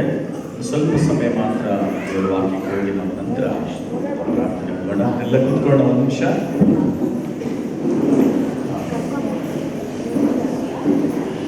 ಫ್ರಾನ್ಸಿಸ್ ಐನವರು ಬೈಬಲ್ ಟೀಚರ್ ಮಾತ್ರ ಅಲ್ಲ, ಆತ್ಮಿಕ ಶೂಟರ್, ಸ್ಪಿರಿಚುವಲ್ ಎನ್ಕೌಂಟರ್ ಸ್ಪೆಷಲಿಸ್ಟ್. ಆಮೇಲೆ ದೇವರು ಅವರನ್ನು ಆಶ್ವಸಿಸಲಿ. ಅವರ ತ್ಯಾಗಕ್ಕಾಗಿ ಏನು ದೇವರಲ್ಲಿ ನಂಬಿದಂಥ ಸಂದರ್ಭದಲ್ಲಿ ತ್ಯಾಗಕ್ಕೆ ಒಂದು ಕಮಿಟ್ಮೆಂಟ್ ಮಾಡಿಕೊಂಡ್ರು. ತನ್ನ ಅತ್ತೆಯನ್ನು ತನ್ನ ತಾಯಿಯಾಗಿ ನೋಡ್ಕೋಬೇಕು, ನಾನು ಇರೋ ಕಾಲವರೆಗೂ ನಾನು ಬೈಬಲನ್ನು ಹಂಚಬೇಕು ಮತ್ತು ಸತ್ಯವನ್ನು ತಿಳಿಸಬೇಕಂತೇಳಿ ತಾನು ಪ್ರತಿಷ್ಠಾಪನೆ ಮಾಡಿಕೊಂಡಿದ್ದಾರೆ. ಆ ಪ್ರತಿಷ್ಠಾಪನೆ ಎಲ್ಲಿ ಮುರಿದು ಹೋಗದ ಹಾಗೆ ತನ್ನ ಜೀವಿತದ ಎಚ್ಚರಿಕೆಯಿಂದ ತನ್ನ ಕುಟುಂಬನ ಕಟ್ಟುತ್ತಾ ನಡೆಸ್ಕೊಂಡಂಥ ದೇವರ ಸೇವಕರು. ಆಮೇಲೆ ಆಮೇಲೆ ಪ್ರೈಸ್ ದಿ ಲಾರ್ಡ್. ಸತ್ಯದಲ್ಲಿರುವಂತಹ ಜನ ಸ್ವಲ್ಪ ಸಮಯ ಮಾತಾಡೋದು ಸಹ ಅದು ತುಂಬ ಪವರ್ಫುಲ್ ಆಗಿರ್ತದೆ. ದೇವರು ತಾನೇ ಅವರ ಹೆಚ್ಚೆಚ್ಚಾಗಿ ಆಶೀರ್ವಾದ ಮಾಡಲಿ. ಆಮೇಲೆ ಹಲ್ಲೆಲೂಯಾ. ಮಕ್ಕಳನ್ನ ತಂದಂತಹ ತಂದೆ ತಾಯಿಗಳು ಸಭೆಯಲ್ಲಿ ಆರಾಧನೆ ಮಾಡೋದಕ್ಕೆ ನಿಮ್ಮ ಮಕ್ಕಳನ್ನು ಕೂಡಿಸ್ಬೇಕು. ಸಭೆಯಲ್ಲಿ ತುಂಬ ಖುಷಿಯಾಗಿದೆ ನನ್ನ ಮಗನು ಮಗಳಂತೇಳಿ ನೀನು ಖುಷಿ ಪಡೋದಲ್ಲ. ಈ ಸಭೆಯಲ್ಲಿ ಶಿಸ್ತನ್ನು ನೀನು ಕಾಪಾಡೋಕ್ಕಾಗಿಲ್ಲ ಅಂದರೆ ನಿನ್ನ ಮನೆಯಲ್ಲಿ ನಿನ್ನ ಮಕ್ಕಳು ನಿನ್ನ ಕಂಟ್ರೋಲ್ಗೆ ಬರಲ್ಲ. ದೇವರ ಭಯವನ್ನು ಅವರಿಗೆ ಹೇಳಿಕೊಟ್ಟಾಗ ನಿನಗೆ ಭಯಪಟ್ಟು ನಿನ್ನನ್ನು ಸನ್ಮಾನಿಸ್ತಾರೆ. ಯಾವಾಗ ದೇವರ ಸನ್ನಿಧಾನದಲ್ಲಿ ಪ್ರಾರ್ಥನೆಯಲ್ಲಿ ನಿಮ್ಮ ಮಕ್ಕಳಿಗೆ ಭಯವನ್ನು ಹೇಳಿಕೊಟ್ಟಿಲ್ಲ ಅಂದರೆ ನಿನಗೆ ಭಯ ಪಡೋಕ್ಕೆ ಆಗೋದೇ ಇಲ್ಲ. ಆಗ ನೀನು ಕಣ್ಣೀರು ಪಡ್ತೀಯ, ನನ್ನ ಮಗನು ನನ್ನ ಮಗಳು ನನ್ನ ಮಾತು ಕೇಳಲ್ಲ ಅಂತೇಳಿ. ಅದಕ್ಕೆ ದೇವರ ಸಮ್ಮುಖದಲ್ಲಿ ಇದ್ದಾಗಲೇ, ಚಿಕ್ಕ ಮಕ್ಕಳಿದ್ದಾಗಲೇ ಅವರಿಗೆ ಭಯಭಕ್ತಿಯನ್ನು ಕಲಿಸ್ಕೊಡ್ಬೇಕು. ಆಮೇಲೆ ಅನೇಕ ಜನ ರೈತರು ಕೆಲಸ ಮಾಡ್ತೀರ, ಪಡವಲಕಾಯಿ ನೋಡ್ತೀವಲ್ಲ, ಬೇಡ ಬ್ರದರ್, ಪಡವಲಕಾಯಿ ನೋಡಿದ್ರಲ್ಲ, ಪಡವಲಕಾಯಿ ಆ ಒಂದು ಅಥವಾ ಪಿಂದೆ ಅಂತಾರಲ್ಲ, ಇದ್ದಾಗಲೇ ಏನು ಮಾಡ್ಬೇಕು ಅದಕ್ಕೆ? ಇದು ಚೆನ್ನಾಗಿ ಕಲ್ಲು ಹಾಕೋದು ಗೊತ್ತು, ಕಲ್ಲು ಕಟ್ಟೋದು ಗೊತ್ತು ನಿಮ್ಮಲ್ಲಿ. ಆಮೇಲೆ ಕಲ್ಲು ಕಟ್ಟಬೇಕು. ಯಾಕೆ? ನೇರವಾಗಿರ್ತದೆ. ಅದನ್ನು ಪಡವಲಕಾಯಿ ಅಂತ ಕರಿತೀರಾ ಅಥವಾ ಆ ಥರ ಉದ್ದಕ್ಕಿರ್ತದೆ. ಒಂದು ವೇಳೆ ಕಟ್ಟಿಲ್ಲ ಅಂದ್ರೆ ಆ ಥರನೇ ಇರ್ತದೆ, ಏನಕ್ಕೆ ಕೆಲಸಕ್ಕೆ ಬರ್ತದೆ. ಆಮೇಲೆ ಅಂದ್ರೆ ಚಿಕ್ಕ ಮಗುವಾಗಿದ್ದಾಗೆ ಅವರಿಗೆ ದೇವರ ಭಯವನ್ನು ತಿಳಿಸಿಕೊಡ್ಬೇಕು ನಾವು. ಆಮೇಲೆ ಆಮೇಲೆ ದೇವರ ಸ್ತೋತ್ರ. ನಾನು ಓದಿದ ಭಾಗವನ್ನೇ 2-3 ಪಾಯಿಂಟ್ ಹೇಳಿ ನಾವು ಪ್ರಾರ್ಥನೆಗೆ ಹೋಗೋಣ.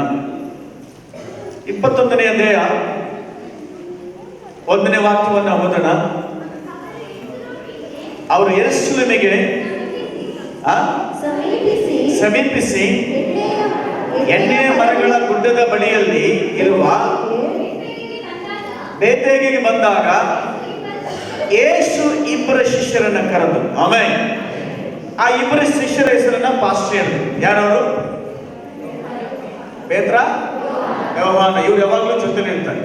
ಇವರಿಬ್ಬರನ್ನ ಪ್ರಾರ್ಥನೆ ಕರೀತಾ ಇರ್ತಾರೆ ಅಲ್ವಾ? ಅವರಿಗೆ ಜವಾಬ್ದಾರಿ ಕೊಡ್ತಾರೆ. ಆಮೇಲೆ ಆಮೇಲೆ ಹಲ್ಲೆಲೂಯಾ. ಒಂದು ವೇಳೆ ಇಲ್ಲಿರುವಂತವರು ಈ ರೀತಿ ಜವಾಬ್ದಾರಿ ಕೊಟ್ಟಾಗ ಗೊಣಗಾಡಬಾರದು. ಇಲ್ಲಿ ಗೊಣಗಾಡದಂತೆ ಎಲ್ಲಿ ಹೇಳಲ್ಪಟ್ಟಿಲ್ಲ. ಯೇಸು ಹೇಳಿದೆಲ್ಲ ಕೆಲಸವನ್ನ ಮಾಡು. ಒಂದು ವೇಳೆ ನೀವು ರಾತ್ರಿಯಿಂದ ಇಲ್ಲಿವರೆಗೂ ತುಂಬಾ ಕೆಲಸವನ್ನ ಮಾಡಿರ್ತೀರ. ಕೆಲಸನ ಮಾಡಿದ್ರೆ ಪಾಸ್ಟರ್ ನೋಡಿರ್ತಾರೆ, ಬೇರೆಯವ್ರು ನೋಡಿರ್ತಾರೆ. ಕೆಲಸ ಯಾರಿಗೆ ಜಾಸ್ತಿ ಹೇಳ್ತಾರೆ ಅಂದ್ರೆ ಕೆಲಸ ಮಾಡೋರಿಗೆ ಹೇಳೋದು. ಆಮೇಲೆ ಯಾರು ಕೆಲಸ ಜಾಸ್ತಿ ಮಾಡ್ತಾರೋ ಅವ್ರಿಗೆ ಕೆಲಸ ಜಾಸ್ತಿ.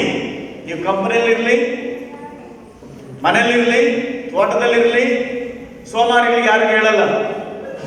ಕೆಲಸ ಹೆಚ್ಚು ಮಾಡೋನಿಗೆ ಇನ್ನೂ ಹೆಚ್ಚು ಕೆಲಸವನ್ನ ಕೊಡಲ್ಪಡ್ತದೆ. ಆಮೇಲೆ ಇಲ್ಲಿ ಪೇತ್ರ ಯೋಹಾನರಿಗೆ ಕೆಲಸವನ್ನು ಕೊಡ್ತಿದ್ದಾರೆ. ಏನಂತೇಳಿ? ನೀನು ಹೋಗಿ ನಿಮ್ಮ ಎದುರಿಗಿರುವ ಹಳ್ಳಿಗೆ ಹೋಗಿ ಹೋದ ಕೂಡಲೇ ಏನು ಅಲ್ಲಿ ಕಟ್ಟಿರುವ ಕತ್ತೆಯನ್ನು, ಅದರ ಕೂಡ ಇರುವ ಮರಿಯನ್ನು ಅದರ ಕೂಡ ಇರುವ ಮರಿಯನ್ನು ಕಾಣುವಿರಿ ಆ, ಕಾಣುವಿರಿ ಕಾಣುವಿರಿ. ಆ, ಅವುಗಳನ್ನು ಬಿಚ್ಚಿ ಅವುಗಳನ್ನು ಬಿಚ್ಚಿ ನನ್ನ ಹತ್ತಿರಕ್ಕೆ ಹಿಡಿಕೊಂಡು ಬಂದಿರಿ. ನನ್ನ ಹತ್ತಿರಕ್ಕೆ ಕರ್ಕೊಂಡ್ ಬನ್ರಿ ಅಥವಾ ಹೊಡ್ಕೊಂಡ್ ಬನ್ರಿ. ಆಮೇಲೆ ಮೊದಲನೇ ಪಾಯಿಂಟ್, ಶಿಷ್ಯರಿಗೆ ಹೇಳ್ತಿದ್ದಾರೆ, ಎದುರು ಊರಿಗೆ ಹೋಗಿರಿ, ಅಲ್ಲಿ ಒಂದು ಕತ್ತೆ ಇದೆ, ಕತ್ತೆ ಮರಿ. ಏನಾಗಿದೆ? ಅದು ಒಂದು ಕಟ್ಟಾಕಲ್ಪಟ್ಟಿದೆ. ಹಲ್ಲೆಲೂಯಾ. ಕತ್ತೆಯನ್ನ ಏನು ಕಟ್ಟಾಕಲ್ಪಟ್ಟಿದೆ? ಒಂದು ಕಲ್ಲಿಗೆ ಒಂದು ಹಗ್ಗದಿಂದ ಕಟ್ಟಾಕಲ್ಪಟ್ಟಿದೆ. Amen, amen, hallelujah, praise the Lord. Yesu ಕ್ರಿಸ್ತನ ಎದುರು ನೋಡಿದಂತಹ ಎಷ್ಟೋ ಪ್ರಾಣಿಗಳಿದ್ದಾವೆ, ಆದ್ರೆ ಆಯ್ಕೆ ಮಾಡಿಕೊಂಡದ್ದು ಯಾವುದಂದ್ರೆ ಕತ್ತೆಯನ್ನು. ಆಮೆನ್. ಕತ್ತೆ ಒಂದು ಕಷ್ಟಪಡುವಂತಹ ಪ್ರಾಣಿಗಳಲ್ಲಿ ಇದೊಂದು ಕತ್ತೆ ಒಂದು ವಿಶೇಷವಾದದ್ದು. ಹಲ್ಲೆಲೂಯಾ. ಎಷ್ಟು ಭಾರವನ್ನು ಹಾಕಿದ್ರು ರಾತ್ರಿ ಹಗಲು ದುಡಿಯುವಂತಹ ಪ್ರಾಣಿಯಲ್ಲಿ ಯಾವುದಪ್ಪ ಅಂದ್ರೆ ಅದು ಕತ್ತೆಯ. ಹಲ್ಲೆಲೂಯಾ. ನೋಡೋದಕ್ಕೆ ಅಂದವಿಲ್ಲ. ಯಾವುದು? ನೋಡೋದಕ್ಕೆ ಅಂದವಿಲ್ಲ, ಯುದ್ಧ ಮಾಡೋದಕ್ಕೆ ಯೋಗ್ಯತೆ ಇಲ್ಲ. ಅದರ ಭಾರ ಹೊರೋದಕ್ಕೂ ನಮ್ಮನ್ನ ಹೊತ್ಕೊಂಡು ಹೋಗೋದಕ್ಕೂ ಕತ್ತೆಗೆ ದೇವರು ಆ ಒಂದು ವರವನ್ನ ಕೊಟ್ಟಿದ್ದಾನೆ ಅಥವಾ ಗುಣವನ್ನ ಕೊಟ್ಟಿದ್ದಾನೆ. Amen, amen, hallelujah. ಇಲ್ಲಿ ಗಮನಿಸ್ರಿ, ಎಷ್ಟೋ ಪ್ರಾಣಿಗಳಿದ್ದಾವೆ. ಹಸು ಇದೆ, ಸೀಮಸ್ ಇದೆ, ಒಣ ಇದೆ, ಆಮೇಲೆ ನಾಯಿ ಇದೆ, ಎಮ್ಮೆ ಇದೆ, ನಾನಾ ತರಹದ ಪ್ರಾಣಿ ಪಕ್ಷಿಗಳಿದ್ದಾವೆ. ಅವುಗಳು ಯಾವುದನ್ನು ತೆಗೆದುಕೊಂಡಿಲ್ಲ. ಯಾವುದಕ್ಕೂ ಕೆಲಸಕ್ಕೆ ಬಾರದಂತಹ, ಅಂದ ಚಂದವಿಲ್ಲದಂತಹ, ಅಥವಾ ಆಕರ್ಷಣೆಗಿಲ್ಲದಂತಹ, ಪ್ರಯೋಜನಕ್ಕೆ ಬರದಂತಹ ಒಂದು ಕತ್ತೆಯನ್ನು ಕರ್ತನು ಎದುರು ನೋಡುತ್ತಿದ್ದಾನೆ. Amen, amen, hallelujah. ಯೇಸು ಕ್ರಿಸ್ತನಿಗೆ ಆ ಕತ್ತೆ ಬೇಕಾಗಿದೆ. ಹಲ್ಲೆಲೂಯಾ. ಇವತ್ತು ಕತ್ತೆ ಜಾಗದಲ್ಲಿ ಯಾರಿದ್ದಾರೆ ಅಂದ್ರೆ ನೀವು ನಾವು ಆಗಿದ್ದೇವೆ. Amen, hallelujah. ಈ ಕತ್ತೆಯನ್ನ ಯಾವ ರೀತಿ ಒಂದು ಕಲ್ಲಿಗೆ ಹಗ್ಗದಿಂದ ಕಟ್ಟಲ್ಪಟ್ಟಿದೆಯೋ ಅದೇ ರೀತಿಯಾಗಿ ಒಬ್ಬ ಮನುಷ್ಯನನ್ನ ಪಾಪ ಎಂಬ ಹಗ್ಗದಲ್ಲಿ ಕಲ್ಲೆಂಬ ಮರಣಕ್ಕೆ ಕಟ್ಟಾಕಲ್ಪಟ್ಟಿದೆ. Amen, amen. ಏನ್ ಹೇಳಿ? ಪಾಪ ಎಂಬ ಹಗ್ಗದಲ್ಲಿ ಆ ಮನುಷ್ಯನನ್ನ ಮರಣದ ಕಲ್ಲಿಗೆ ಕಟ್ಟಾಕಲ್ಪಟ್ಟಿದೆ. ಇದರಿಂದ ಆ ಒಂದು ಮನುಷ್ಯ, ಆ ಒಂದು ಕತ್ತೆ ಸಾಯಲೇಬೇಕು. ಯಾಕಂದ್ರೆ ಆ ಕತ್ತಲ್ಲಿ ಏನಿದೆ? ಪಾಪ ಎಂಬ ಹಗ್ಗ ಇದೆ. ಎಲ್ಲಿಗೆ ಆ ಪಾಪ ಎಲ್ಲಿ ಕರ್ಕೊಂಡೋಗುತ್ತೆ? ಎಲ್ಲಿ ಕಟ್ಟಾಕಲ್ಪಟ್ಟಿದೆ? ಎಲ್ಲಿಗೆ? ಮರಣ ಎಂಬ ಕಲ್ಲಿಗೆ ಕಟ್ಟಾಕಲ್ಪಟ್ಟಿದೆ. ಹಾಗಾದ್ರೆ ಆ ಒಂದು ಕತ್ತೆ ಸಾಯಲೇಬೇಕು, ಸಾಯಲೇಬೇಕು. ಆದ್ರೆ ಕ್ರಿಸ್ತನು ಬಂದಿದ್ದು, ಯೇಸು ಕ್ರಿಸ್ತನು ಬಂದಿದ್ದು ಯಾವ ರೀತಿ ಆ ಕತ್ತೆಯನ್ನ ಆ ಮರಣ ಎಂಬ ಹಗ್ಗದಿಂದ, ಅದು ಪಾಪ ಎಂಬ ಹಗ್ಗದಿಂದ, ಆ ಮರಣದ ಕಲ್ಲಿಂದ ಬಿಡಿಸೋದಕ್ಕೆ ಯೇಸು ಕ್ರಿಸ್ತನು ಬಂದನೋ, ಅದೇ ರೀತಿಯಾಗಿ ಯಾರ್ಯಾರು ಪಾಪ ಎಂಬ ಹಗ್ಗದಾಗಲ್ಲಿ ಕಟ್ಟಾಕಲ್ಪಟ್ಟು ಮರಣಕ್ಕೆ ಹೋಗ್ತಿದ್ದಾರೋ ಆ ಎಲ್ಲಾ ಜನನ ಬಿಡಿಸೋದಕ್ಕೋಸ್ಕರ ಯೇಸು ಕ್ರಿಸ್ತನು ಈ ಲೋಕಕ್ಕೆ ಬಂದ. Hallelujah, praise the Lord, praise the Lord. ಆ ಕತ್ತೆ ಯಾರು? ನೀವು ನಾವು ಆಗಿದ್ದೇವೆ. ನಮ್ಮನ್ನ ತಿರಸ್ಕಾರ ಮಾಡಲ್ಪಟ್ಟಂತವರು. ಜಾತಿ ವಿಚಾರದಲ್ಲಿರ್ಬೋದು, ಹಣದ ವಿಚಾರದಲ್ಲಿರ್ಬೋದು, ನೀನು ಚೆನ್ನಾಗಿಲ್ಲ ಅಂತ ಹೇಳಿರ್ಬೋದು. ಆಮೇಲೆ ಎಲ್ಲ ತಳ್ಳಲ್ಪಟ್ಟಂತ ಜನಾಂಗದವರಂತ ನಮ್ಮನ್ನ ಯೇಸು ಕ್ರಿಸ್ತನು ಪ್ರೀತಿ ಮಾಡಿ ತನ್ನ ಪ್ರಾಣವನ್ನು ಕೊಟ್ಟು ರಕ್ತವನ್ನು ಚೆಲ್ಲಿ ಪಾಪಕ್ಕೆ ಪೆನಾಲ್ಟಿ ಕಟ್ಟು ಆ ಮರಣದ ಕಣ್ಣಿನ ಮುರಿದು ನಮ್ಮನ್ನ ಆತನ ಸ್ವಂತ ಮಗುವಾಗಿ ಮಾಡಿಕೊಂಡಿದ್ದಾನೆ. Hallelujah, hallelujah, praise the Lord. ಈ ಊರಲ್ಲಿ ಸುತ್ತಮುತ್ತ ಹಳ್ಳಿಗಳಲ್ಲಿ ಇಷ್ಟು ಚೆನ್ನಾಗಿರ್ಬೇಕಾದ್ರೆ ನಮ್ಮನ್ನ ಯಾಕೆ ಕರೆದಿದ್ದಾರ್ರಿ? ಯೇಸು ಸ್ವಾಮಿ ನಮ್ಮನ್ನ ಪ್ರೀತಿ ಮಾಡ್ತಿದ್ದಾರೆ. ಹಲ್ಲೆಲೂಯಾ. ನಮ್ಮ ತರ ಇನ್ನೂ ಅನೇಕ ಜನ ಕಟ್ಟಾಕಲ್ಪಟ್ಟಂತ ಜನಾಂಗದವರಿದ್ದಾರೆ. ಅವರೆಲ್ಲರನ್ನ ಬಿಡಿಸೋ ಜವಾಬ್ದಾರಿ ಯೇಸು ಕ್ರಿಸ್ತನು ಸುವಾರ್ತೆ ಹೇಳಿ ಪ್ರಾರ್ಥನೆ ಮಾಡೋದು ನಮ್ಮ ಜವಾಬ್ದಾರಿಯಾಗಿದೆ. Amen, amen. ಯೇಸು ಸ್ವಾಮಿ ಹೇಳಿದ್ರು ಏನಂತೇಳಿ, ಅಲ್ಲಿರೋ ಕತ್ತೆಯನ್ನ ಮರಿಯನ್ನ ಯಾರಿಗೆ ಬೇಕು ಅಂತ ಹೇಳಿದ್ರು? ಯಾರಿಗೆ ಬೇಕು? ಹೇಳಿದ್ರೆ ಇದು ಸ್ವಾಮಿಯವರಿಗೆ ಬೇಕು ಅಂತ ಹೇಳ್ರಿ. ಆಮೆನ್, ಯಾರಿಗೆ ಬೇಕು? ಹಲ್ಲೆಲೂಯ. ಯಾವ್ದು ಬೇಕು ಸ್ವಾಮಿಗೆ?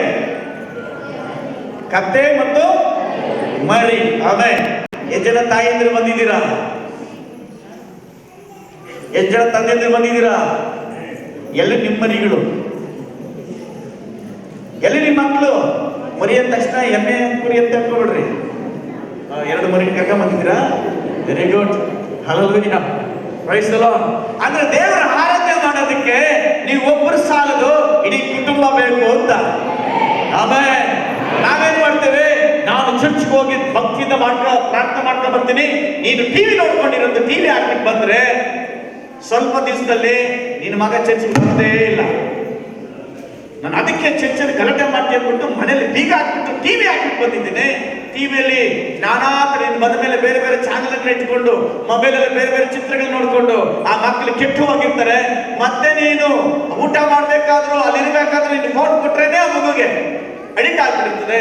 ಚರ್ಚ್ ಅಂದ್ರೆ ಬೋರ್ ಆಗ್ತದೆ, ಪ್ರಾರ್ಥನೆ ಬೇಜಾರಾಗ್ತದೆ, ವಾಕ್ಯ ಓದೋದಿಲ್ಲ, ಈ ಲೋಕದಲ್ಲಿ ಬಿದ್ದೋಗ್ತಾರೆ. ಅದಕ್ಕೆ ನಿಮ್ಮ ಮಕ್ಕಳನ್ನ ಮನೇಲಿ ಬಿಟ್ಟು ಹೋಗಿ ಬರ್ಬೇಡ್ರಿ. ಅವ್ರು ಗಲಾಟೆ ಮಾಡಿದ್ರು ಪರವಾಗಿಲ್ಲ, ನಿದ್ದೆ ಮಾಡಿದ್ರು ಪರವಾಗಿಲ್ಲ, ನಾವು ಸಹಿಸ್ಕೊಳ್ಳೋದು ನಾವು ರೆಡಿ ಇದ್ದೀವಿ. ಆಮೇಲೆ ಹಂಗಂತೇಳಿ ಗಲಾಟೆ ಮಾಡೋ ಪಾಸ್ಟ್ಗೆ ತಿಕ್ಲಿಡ್ಸ್ರು ಅಂತ ಹೇಳಿ ಮಾಡಕ್ ಹೋಗ್ಬಿಡ್ರಿ. ಹಲ್ಲೆಲೂಯಾ. Praise the lord.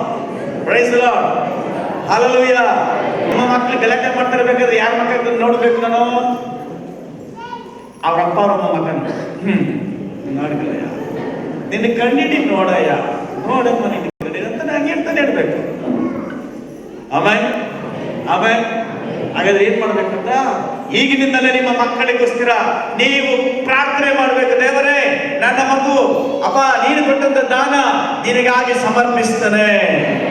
ಆಮೇಲೆ ಸಭೆಯಲ್ಲಿ ಶಿಸ್ತಾಗಿ ಕೂಡಿಸ್ತೇನೆ, ಸಮಾಜದಲ್ಲಿ ಒಳ್ಳೆ ಮಗುವಾಗಿ ಬೆಳೆಸ್ತೇನೆ. ಬೆಳೆಸೋದು ನಿಮ್ಮ ಜ್ಞಾನ ಮಾತ್ರನೇ. ಆಮೇಲೆ ಯೇಸು ಸ್ವಾಮಿ ಕೇಳಿದ್ರು, ಆ ಒಂದು ಕತ್ತೆ ಮರಿಯನ್ನ ಯಾರಿಗೆ ಬೇಕಾಗಿದೆ? ಸ್ವಾಮಿಯವರಿಗೆ ಬೇಕಾಗಿದೆ. ಆಮೇಲೆ ಆಮೇಲೆ ನೀವು ನಿಮ್ಮ ಮಕ್ಕಳು ಯಾರಿಗೆ ಬೇಕಾಗಿದ್ದೀರ? ಯಾವ ಸ್ವಾಮಿಗೆ? ಜ್ವರಗಳು ಯಾವ ಸ್ವಾಮಿಗೆ? ಯೇಸು ಮಹಾರಾಜಗೆ. ಯೇಸು ಮಹಾರಾಜಗೆ. ಹಲ್ಲೆಲೂಯಾ. ಆಮೇಲೆ ಈ ಊರಿನ ಜನ, ಅದು ಈ ದೇಶದ ಜನ, ಈ ಪ್ರಪಂಚದ ಜನ, ನೀನು ಬೇಕಂತ ನಿನ್ನ ಹುಡುಕೊಂಡು ಬಂದವರು ಯಾರೂ ಇಲ್ಲ. ಆದ್ರೆ ಯೇಸು ಸ್ವಾಮಿ ನೀನೇ ಬೇಕು ಅಂತ ಹೇಳಿದ್ರು. ಆಮೇಲೆ ಏನು ಅಂತ ಕ್ವಾಲಿಟಿ ನಿನ್ನ ಹತ್ರ ಇರೋದು? ನೀನೇ ಬೇಕಂತ ನಿನ್ನ ಹತ್ರ ಏನಿದೆ ಅಂತದ್ದು? ಏನಂತದ್ದು? ಪಕ್ಕದ ಮನೆಯವ್ರು ಬೇಡ ಅಂದ್ರು, ಎದುರು ಮನೆಯವ್ರು ಬೇಡ ಅಂದ್ರು, ನಿಮ್ಮ ಸೋದರ ಮಾವ ಬೇಡ ಅಂದ್ರು, ನಿಮ್ಮ ಅತ್ತೆ ಬೇಡ ಅಂದ್ರು, ನಿಮ್ ಚಿಕ್ಕಪ್ಪ ದೂರ ಹಾಕಿದ್ರು, ನಿಮ್ ದೊಡ್ಡಪ್ಪ ನಿಮ್ ಮಗನೇ ನೋಡಿಲ್ಲ ಅಲ್ವಾ? ಸ್ವತಃ ತಾಯಿನೇ ತಿರಸ್ಕಾರ ಮಾಡಿದ್ರು. ಇನ್ನ ಅಪ್ಪನೇ ನೀನು ನನ್ನ ಹೊಟ್ಟೆಲ್ಲಿ ಯಾಕೆ ಹುಟ್ಟಿದೆ ಅಂತ ಕೇಳಿದ್ರು. ಇಂತಹ ತಿರಸ್ಕಾರವಲ್ಲದಂತಹ ಮನುಷ್ಯನನ್ನ ಕರ್ತನೆ ಹೇಳ್ತೇನೆ, ನನಗೆ ಮಾತ್ರ ನೀನು ಬೇಕು ಅಂತ. ಆಮೇಲೆ ಯಾರಿಗೆ ಬೇಕು? ಎಲ್ಲರೂ ಕೈ ಬಿಟ್ಟಿದ್ದನ್ನ, ವೇಸ್ಟ್ ಅನ್ನ ಯೇಸು ಸ್ವಾಮಿ ಅಂತ ಹೇಳ್ತಿದ್ರೆ, ನೀನ್ ನನಗೆ ಬೇಕಪ್ಪ. ಆಮೇಲೆ ಆಮೇಲೆ ಯಾಕೆ ನಾವು ಆರಾಧನೆ ಮಾಡಬೇಕು ಗೊತ್ತಾಯ್ತು? ಇವಾಗ ತಿರಸ್ಕಾರ ಮಾಡಲ್ಪಟ್ಟಂತ ನಾವು. ಒಂದು ವೇಳೆ ನಮ್ಮನ್ನ ಗೌರವ ಕೊಟ್ಟು ಪ್ರೀತಿ ಮಾಡಿದ್ರೆ ಚರ್ಚೆ ಬರ್ತಾ ಇರ್ಲಿಲ್ಲ. ದೊಡ್ಡಪ್ಪನ ಮನೆ, ಚಿಕ್ಕಪ್ಪನ ಮನೆಗೆ, ಚಿಕ್ಕಮ್ಮನ ಮನೆಗೆ ಓಡೋಗಿ ಬಿಡ್ತಾ ಇದ್ವಿ. ಅವರೆಲ್ಲ ತಿರಸ್ಕಾರ ಮಾಡಿದ್ದಕ್ಕೆ, ನಮ್ಮನ್ನ ಪ್ರೀತಿ ಮಾಡಿದ ಯೇಸುವನ್ನ ಆರಾಧನೆ ಮಾಡೋದಕ್ಕೆ ಸರಿಯಾದ ಸಮಯಕ್ಕೆ ಬಂದಿದ್ದೇವೆ. ಆಮೇಲೆ ಹಲ್ಲೆಲೂಯಾ. ಯಾರು ಗೌರವ ಕೊಡ್ತಾ ಇರಲಿಲ್ಲ ನನ್ನನ್ನ ನೋಡಿ, ಯೇಸು ಸ್ವಾಮಿ ಗೌರವ ಕೊಟ್ಟರು. ಅದಕ್ಕೆ ನಾನು ಕರ್ತನ ಆರಾಧನೆ ಮಾಡಕ್ಕೆ ಬಂದಿದ್ದೇವೆ. ಆಮೇಲೆ ಯೇಸು ಸ್ವಾಮಿ ಹೇಳಿದ್ರು, ಈ ಕತ್ತೆಯನ್ನ ಮರಿಯನ್ನ ಯಾರಿಗೆ ಬೇಕಾಗಿದೆ?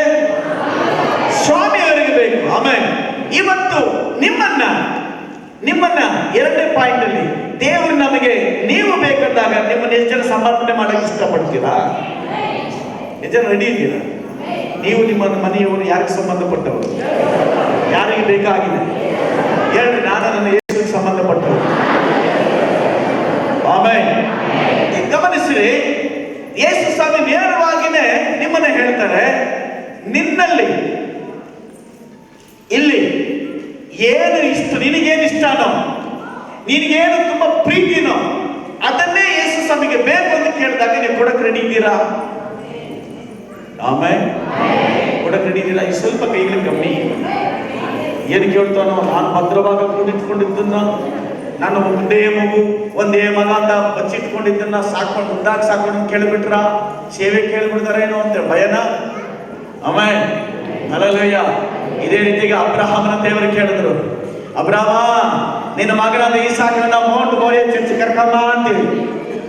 ಆಮೇಲೆ ಮೌಂಟ್ ಮೋರಿಯಾ ಚರ್ಚ್ಗೆ ಬೆಟ್ಟಗ, ಆಮೇಲೆ ಅಲ್ಲಿ ಬೆಟ್ಟ, ಇಲ್ಲಿ ಚರ್ಚ್.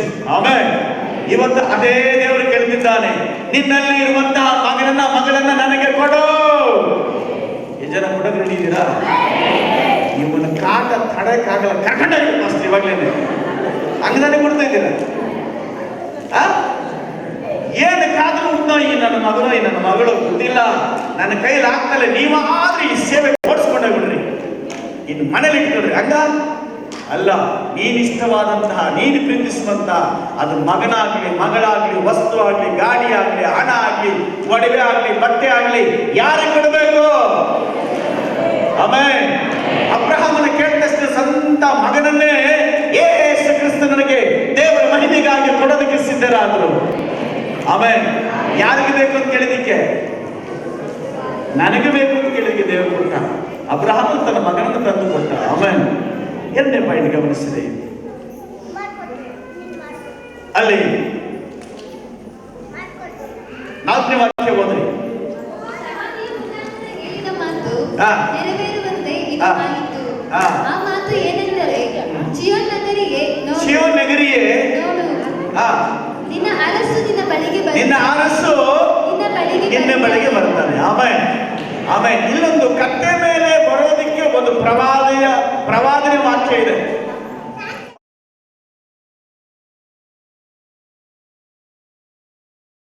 9ನೇ ವಾಕ್ಯದಲ್ಲಿ ಹೇಳಲ್ಪಟ್ಟಿದೆ. ಆಮೇಲೆ ಯೆರೂಸಲೇಮೇ ಅರ್ಷದರಿಗೆ ನೋಡು, ನಿನ್ನ ಅರಸನು ನಿನ್ನ ಬಳಿಗೆ ಬರ್ತಾನೆ ಅಂತ ಹೇಳಿ ಆ ಪ್ರವಾದನೆ ಹೇಳಲ್ಪಟ್ಟಿದ್ದು. ಆಮೇಲೆ ದೇವರು ಹೇಳಿದಂತಹ ಒಂದು ಪ್ರವಾದನೆ ಕೂಡ ಏನೋ ನಡೆಯುತ್ತದೆ, ನಿಲ್ಲದಿಲ್ಲ, ಎಲ್ಲವೂ ನೆರವೇರ್ತದೆ. ಇಲ್ಲಿವರೆಗೂ ನೆರವೇರಿದೆ, ಇನ್ನು ಮುಂದಿನ ನೆರವೇರಬೇಕಾದ್ರೆ ನೆರವೇರುತ್ತದೆ. ಆಮೇಲೆ ಹಲ್ಲೆಲೂಯಾ. ಎಷ್ಟು ಜನ ನಂಬ್ತೀರಾ? ದೇವರು ಹೇಳಿದ ಪ್ರವಾದನೆಗೆ ನಿಮಗೊಂದು ವೇಳೆ ಪ್ರವಾದನೆ ಹೇಳಿರಬಹುದು. ಕತ್ತೆಗೆ ಹೇಳಿದಂಥದ್ದು, ಆ ನಗರಿಗೆ ಹೇಳಿದಂತಹ ಅದು ಪ್ರವಾದನೆ ನೆರವೇರಿತು. ಆಮೇಲೆ ಆಮೇಲೆ ನಿಮಗೆ ದೇವರು ಏನಾದರೂ ಮಾತಾಡಿದ್ರೆ, ನೀವು ಕೊಟ್ಟಂತಹ ವಾಗ್ದಾನಗಳು, ಪ್ರವಾದನೆಗಳು ಎಷ್ಟು ಜನ ನಂಬ್ತೀರಾ ನೆರವೇರ್ತದಂತೆ? ಒಂದ್ ವೇಳೆ ಲೇಟ್ ಆಗ್ಬಹುದು, ಒಂದ್ ವೇಳೆ ಲೇಟ್ ಆಗ್ಬಹುದು, ಆದ್ರೆ ಖಂಡಿತವಾಗಿ ನೀವು ಕೊಟ್ಟಂತ ವಾಗ್ದಾನ ನೆರವೇರ್ತದೆ ಇಲ್ವಾ? ಆಮೇಲೆ ಎಷ್ಟು ಜನ ನಂಬ್ತೀರಾ ದೇವರ ವಾಗ್ದಾನ ನನ್ನ ಜೀವಿತದಲ್ಲಿ ನೆರವೇರ್ತದೆ, ದೇವರ ಪ್ರವಾದನೆ ನನ್ನ ಜೀವಿತದಲ್ಲಿ ನೆರವೇರ್ತದೆ? ಆಮೇಲೆ ಆಮೇಲೆ ಹಲ್ಲೆಲೂಯಾ. ನೆರವೇರಲಿಕ್ಕಾಗಿ ದೇವರು ಚಪ್ಪಲಿ ಹೊಡೆದು ದೇವರು ಬೈದಾಗ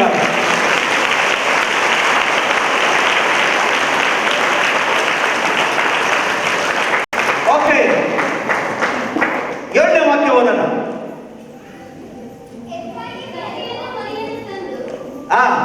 ಕತ್ತೆಯ ಮರಿಯನ್ನು ತಂದು ಅವುಗಳ ಮೇಲೆ ತಮ್ಮ ಬಟ್ಟೆಗಳನ್ನು ಹಾಕಲು ಆತನಂತೆ ಕೂತುಕೊಂಡನು. ಆಮೇಲೆ ಆಗ ಜನರ ಗುಂಪಲ್ಲಿ ಬಹಳ ಮಂದಿ ತಮ್ಮ ಬಟ್ಟೆಗಳನ್ನು ದಾರಿಯಲ್ಲಿ ಹಾಸಿದರು. ಬೇರೆ ಕೆಲವರು ಮರಗಳಿಂದ ಚಿಗುರನ್ನುಗಳನ್ನು ಕೊಯ್ದು ದಾರಿಯಲ್ಲಿ ಹರಡುತ್ತಿದ್ದರು. ಆಗ ಆತನ ಹಿಂದೆಯೂ ಮುಂದೆಯೂ ಗುಂಪಾಗಿ ಹೋಗುತ್ತಿದ್ದ ಜನರು, ದಾವೀದ ಕುಮಾರನಿಗೆ ಜಯ, ಕರ್ತನ ಹೆಸರಿನಲ್ಲಿ ಬರುವವನಿಗೆ ಆಶೀರ್ವಾದ. ಆಮೆನ್. ಈ ಕತ್ತೆ ಮರಿನ ತೆಗೆದುಕೊಂಡು ಬಂದ ಮೇಲೆ ರಾಜನಾಗಿ ಬರುವಾಗ, ರಾಜ ಯೂಸ್ ಮಾಡಂತ ಈ ಲೋಕದ ಎಲ್ಲಾ ರಾಜರು ಯೂಸ್ ಮಾಡೋದು ಕುದುರೆಯನ್ನ. ಆಮೇಲೆ ಆಮೇಲೆ ಆದ್ರೆ ನನ್ನ ರಾಜ, ನಿನ್ನ ರಾಜ ಆಯ್ಕೆ ಮಾಡಿಬಿಡೋದು ಯಾವ್ದನ್ನ? ಕತ್ತೆಯನ್ನು. ಹಲ್ಲೆಲೂಯಾ. ಕುದುರೆಯಲ್ಲಿ ಲೋಕವನ್ನು ಗೆಲ್ಲಕ್ಕಾಗದಂತಹದ್ದು ಸಣ್ಣ ಪ್ರಾಣಿ ಅಂದ್ರೆ ಕತ್ತೆ.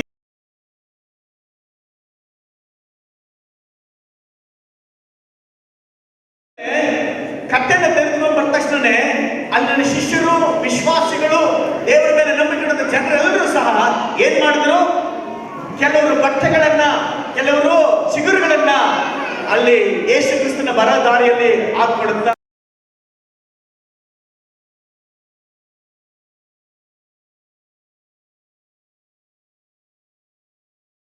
ನೋಡ್ತೇವೆ. ಈ ಗರಿಗಳು ಏನನ್ನು ತೋರಿಸುತ್ತೆ? ಆರಾಧನೆಯನ್ನು ತೋರಿಸುವಂತದ್ದಾಗಿದೆ. ಆಮೇಲೆ ಏನ್ ತೋರಿಸುತ್ತೆ? ಅದಕ್ಕೆ ಒಂದು ಗರಿಗಳ ಭಾನುವಾರ ಅಂದ್ರೆ ಚಿಗುರಿನೊಂದಿಗೆ ನಾವು ದೇವರನ್ನ ಆರಾಧಿಸುತ್ತೇವೆ ಅಂತ. ಯಾಕೆ ಒಣಗೋಗಿದೆ ಇಸ್ಕೊಂಡಿಲ್ಲಂದ್ರೆ ನಾವು ಸತ್ತವರ ಸಂಬಂಧಿಕರಲ್ಲ, ಬದುಕಿರೋರ ಸಂಬಂಧಿಕರಾಗಿದ್ದೇವೆ. ಯಾಕಂದ್ರೆ ನನ್ನ ದೇವರು ಬದುಕಿದ್ದಾನೆ. ಆಮೇಲೆ ಬದುಕಿದ್ದವರು ಮಾತ್ರ ಬದುಕಿರೋ ದೇವರನ್ನ ಆರಾಧನೆ ಮಾಡಕ್ ಸಾಧ್ಯ. ಎಷ್ಟು ಜನ ಬದುಕಿದ್ದೀರಿ ನೀವು? ಎಷ್ಟು ಜನ ಕೈಯಲ್ಲಿ ಬದುಕಿರೋದಕ್ಕೆ ಒಂದು ಹಸಿರಾಗಿರೋ ಗರಿ ಇದೆ? ಅದು ತೋರಿಸಿದೆ ಅಂದ್ರೆ ಆರಾಧನೆಗೆ ಅರ್ಹನು. ಏನಕ್ಕೆ ಅರ್ಹನ್ ನಾನು? ಜನಗಳಿ ಏನಕ್ಕೆ? ಆರಾಧನೆಗೆ ಅರ್ಹನು. ದೇವರಿಗೆ ವಿಧಿಯಂತ ತೋರಿಸೋನು, ದೇವರಿಗೆ ಸರೆಂಡರ್ ಆದಂತವರು. ಆಮೇಲೆ ಆಮೇಲೆ ಗುರುತೇನೆಂದ್ರೆ ನಾನು ದೇವರನ್ನ ಆರಾಧನೆಗೆ ಕರೆಯಲ್ಪಟ್ಟವನು, ದೇವರನ್ನ ಆರಾಧಿಸೋದಕ್ಕೆ ಒಪ್ಪಿಸಿಕೊಟ್ಟವರು ಅಂತೇಳಿ. ಆಮೇಲೆ ಹಲ್ಲೆಲೂಯಾ, ಪ್ರೈಸ್ ದಿ ಲಾರ್ಡ್.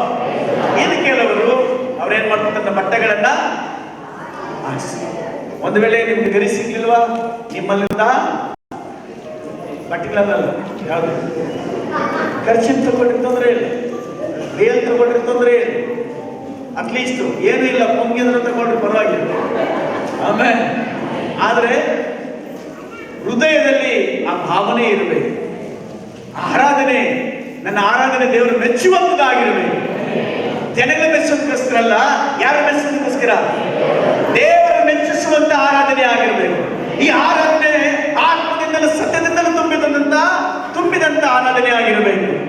ಆಮೇಲೆ ಕಾಟಾಚಾರಕ್ಕೆ ನಿದ್ರೆ ಮಾಡಿಕೊಂಡು ಒಂದು ಕೈ ಅಲ್ಲಿ, ಒಂದು ಕೈ ಈ ಕಡೆ ತೋರಿಸ್ಕೊಂಡು ಸಭೆ ವಿಶಾಲವಾಗಿದೆ, ತೊಂದರೆಯಿಂದ ನಿದ್ದೆ ಮಾಡೋ ಜಾಗ ಎಲ್ಲ ಇಲ್ಲಿ ದೇವರನ್ನ ಆರಾಧನೆ ಮಾಡೋ ಜಾಗ.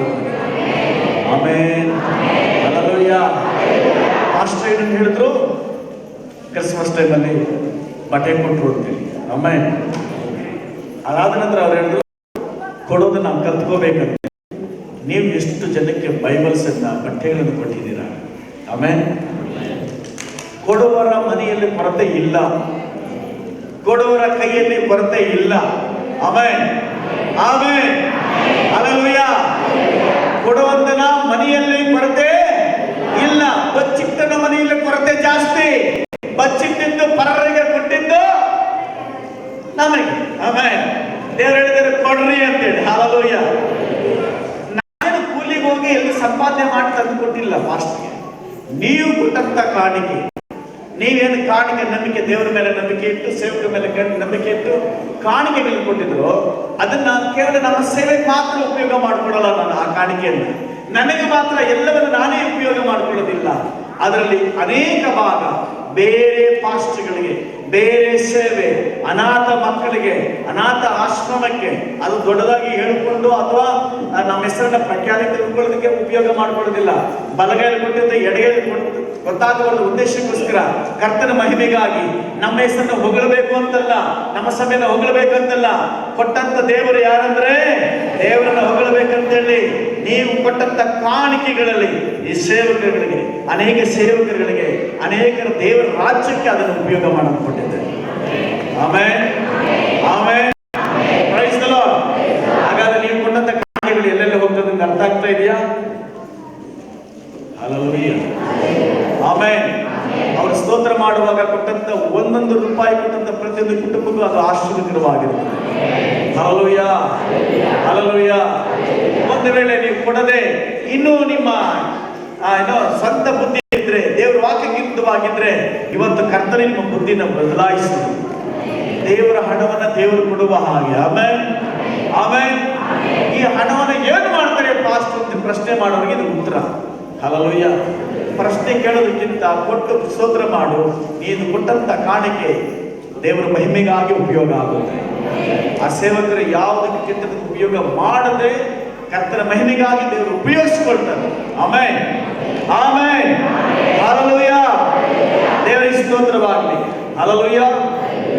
ಓಕೆ, ಮುಂದೆ ನೋಡುವಾಗ ಅವರು ಆ ಕರಿಗಳನ್ನ ಕೊಯ್ದು ಬಟ್ಟೆಗಳನ್ನ ಹಾಕಿ ಗುಂಪು ಗುಂಪಾಗಿ ಏನಂತ ಹೇಳ್ತಿದ್ರೆ, ದಾವೀದ ಕುಮಾರನಿಗೆ ಜಯ, ಕರ್ತನ ಹೆಸರಲ್ಲಿ ಬರೋವನಿಗೆ.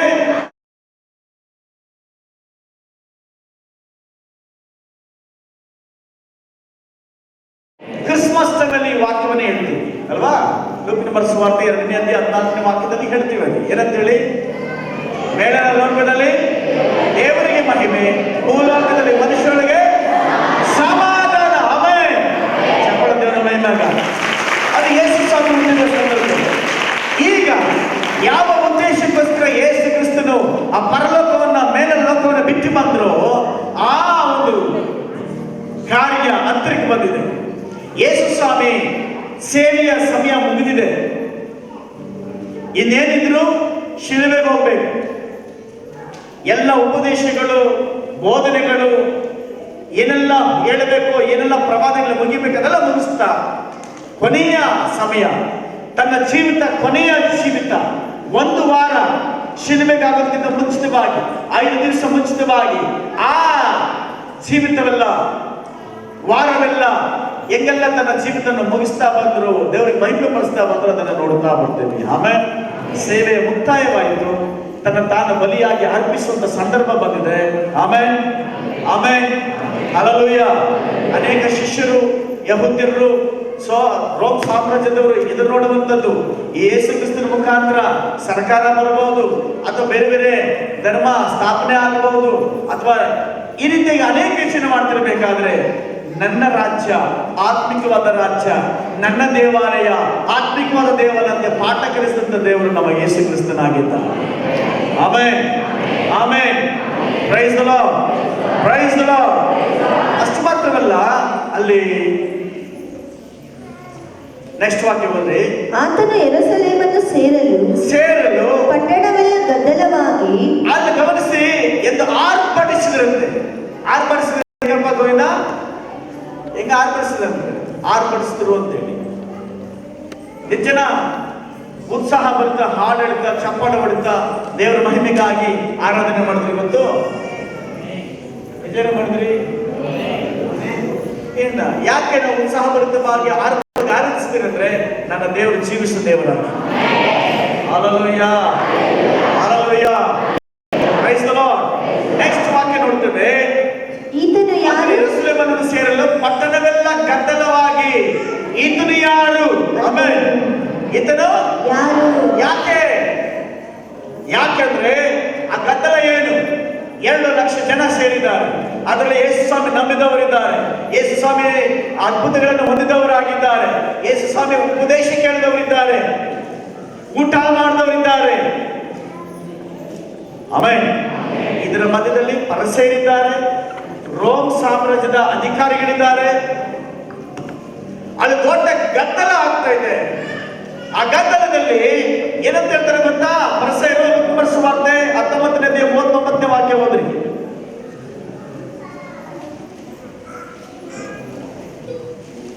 ಬೇಗ ಬೇಗ. ಅವರು ಕತ್ತೆ ಮರಿಯನ್ನು ಬಿಚ್ಚುತ್ತಿರುವಾಗ 39 ಜನರ ಗುಂಪಿನೊಳಗಿದ್ದ ಫರಿಸಾಯರಲ್ಲಿ ಕೆಲವರು ಆತನಿಗೆ ಬೋಧಕನೇ ನಿನ್ನ ಶಿಷ್ಯರನ್ನು ಗದರಿಸು ಎಂದು ಹೇಳಿದ್ದಕ್ಕೆ, ಗಮನಿಸಿರಿ, ಇಲ್ಲಿ ಯೇಸು ಸ್ವಾಮಿಯನ್ನ ಈ ಜನ ಕೆಲವರು ಆರಾಧನೆ ಮಾಡ್ತಾರೆ, ಕೆಲವರು ನೋಡಕ್ ಬಂದಿದ್ದಾರೆ, ಕೆಲವರು ಹಬ್ಬಕ್ಕೆ ಬಂದಿದ್ದಾರೆ. ಇಂತಹ ಸಂದರ್ಭದಲ್ಲಿ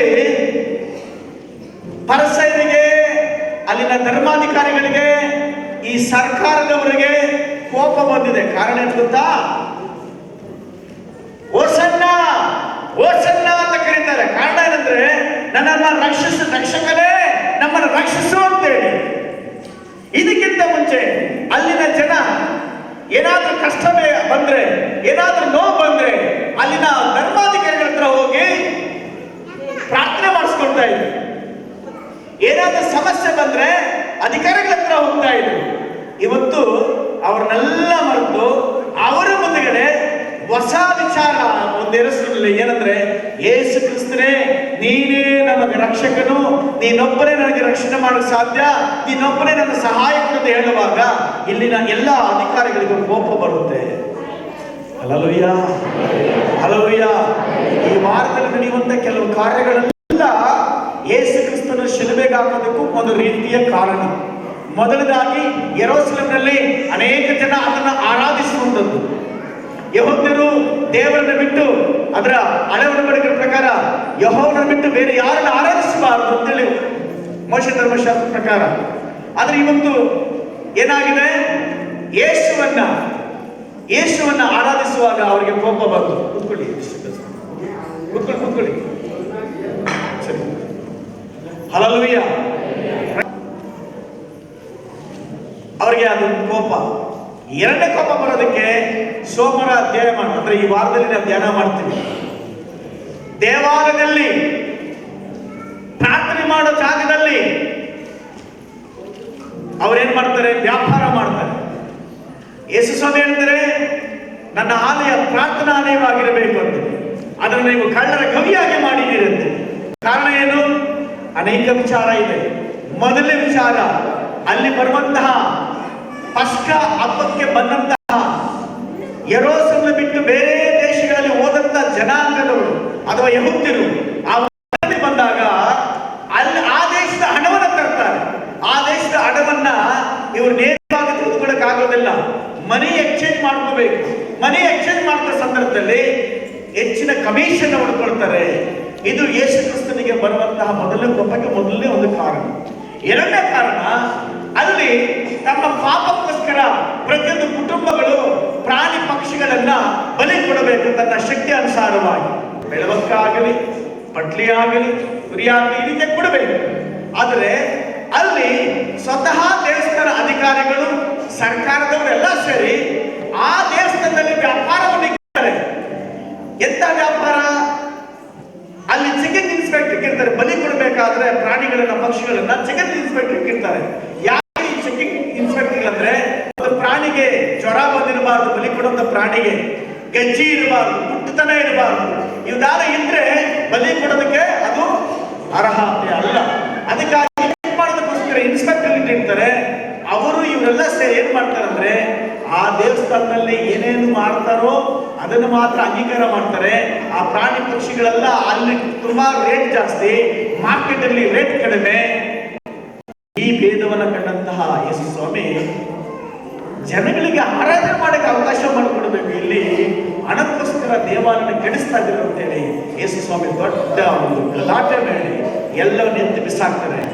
ಇದು ನನ್ನ ತಂದೆಯ ಆಲಯ, ಪ್ರಾರ್ಥನೆ ಮಾಡುವಂತ ಜಾಗ, ಇದನ್ನ ಕಳ್ಳರ ಗವಿಯಾಗಿ ಮಾಡಿದ್ರು ಅಂತೇಳಿ ಅದನ್ನು ಗದರಿಸಿ ಅದು ಶುದ್ಧೀಕರಣ ಮಾಡ್ತಾರೆ. ಆಮೇಲೆ ಮೊದಲನೇದಾಗಿ ಯೆರೂಸಲೇಮಿನಲ್ಲಿ ನೀನು ರಾಜ ಅಂತ ಹೇಳಿದ್ದು, ಎರಡನೇದಾಗಿ ನೀನೇ ರಕ್ಷಕರು ಅಂತ ಹೇಳಿದ್ದು, ಮೂರನೇದಾಗಿ ದೇವಾಲಯವನ್ನ ಶುದ್ಧಿ ಮಾಡಿದ್ರು. ಈ ಎಲ್ಲಾ ಕಾರಣಗಳು ಯೇಸು ಕ್ರಿಸ್ತನನ್ನು ಹೇಗಾದರೂ ಮಾಡಿ ಬೇಗ ಮುಗಿಸಬೇಕು, ಸಾಯಿಸಬೇಕು ಅಂತೇಳಿ ಅವರೆಲ್ಲ ಪ್ಲಾನ್ ಮಾಡ್ತಾರೆ. ಆಮೇಲೆ ಆಮೇಲೆ ಆಮೇಲೆ ಇದು ಲೋಕದ ರೀತಿಯಂತ ಆಲೋಚನೆ, ಲೋಕದ ರೀತಿಯ ಜ್ಞಾನ. ಅಂದರೆ ಇದು ದೇವರ ತೀರ್ಮಾನ. ಇದೇನಿದು? ದೇವರ ಮಾಡಿದೆ. Hallelujah, hallelujah, praise the Lord, praise the Lord. ಇವತ್ತು ಈ ಗರಿಗಳ ಭಾನುವಾರದಲ್ಲಿ ನಿಮ್ಮ ಕೈಗಳಲ್ಲಿ ಗರಿಗಳು ಮಾತ್ರ ಅಲ್ಲ, ನಿಮ್ಮ ಹೃದಯಪೂರ್ವಕವಾಗಿ ದೇವರನ್ನ ಆರಾಧಿಸಬೇಕು, ಆತ್ಮದಿಂದ ದೇವರನ್ನ ಆರಾಧಿಸಬೇಕು. ಆಮೇಲೆ ದೇವರು ಹೇಳ್ತಿರೋದೇನೆಂದ್ರೆ, ಆ ಕಟ್ಟೆ ಮತ್ತು ಕಟ್ಟೆ ಮರಿ ಎರಡು ನನಗೆ ಬೇಕು ಅಂತ ಹೇಳ್ತಾರೆ. ಇವತ್ತು ನಿಮ್ಮ ಕುಟುಂಬ, ಇಡೀ ಕುಟುಂಬದಲ್ಲಿ ಎಷ್ಟು ಜನ ಇದ್ರು, ಅತ್ತೆ ಮಾವ ಅಜ್ಜಿಯಿಂದ ಚಿಕ್ಕ ಮಕ್ಕಳು ದೊಡ್ಡ ಮಕ್ಕಳು ಎಲ್ಲರೂ ಇಡೀ ಕುಟುಂಬದವರು ದೇವರಿಗೆ ಬೇಕಾಗಿದೆ. ಆಮೇಲೆ ಆಮೇಲೆ ಎಷ್ಟು ಜನ ದೇವರು ಕೇಳಿದಂತ ಆ ಒಂದು ಪ್ರಶ್ನೆಗೆ ನಾನು ನನ್ನ ಕುಟುಂಬದವರು ದೇವರಿಗೆ ಮೀಸಲು ಅಂತ ಹೇಳ್ತೇವೆ. ಜನ ಹೇಳಕ್ ಸಾಧ್ಯ? ಆ ಹೇಳೋರು ಮಾತ್ರ ಎದ್ದುಕೊಂಡು ಪ್ರಾರ್ಥನೆ ಮಾಡ, ಉಳಿದವರು ಅಲ್ಲೇ ಕೂತ್ಕೋಬಹುದು.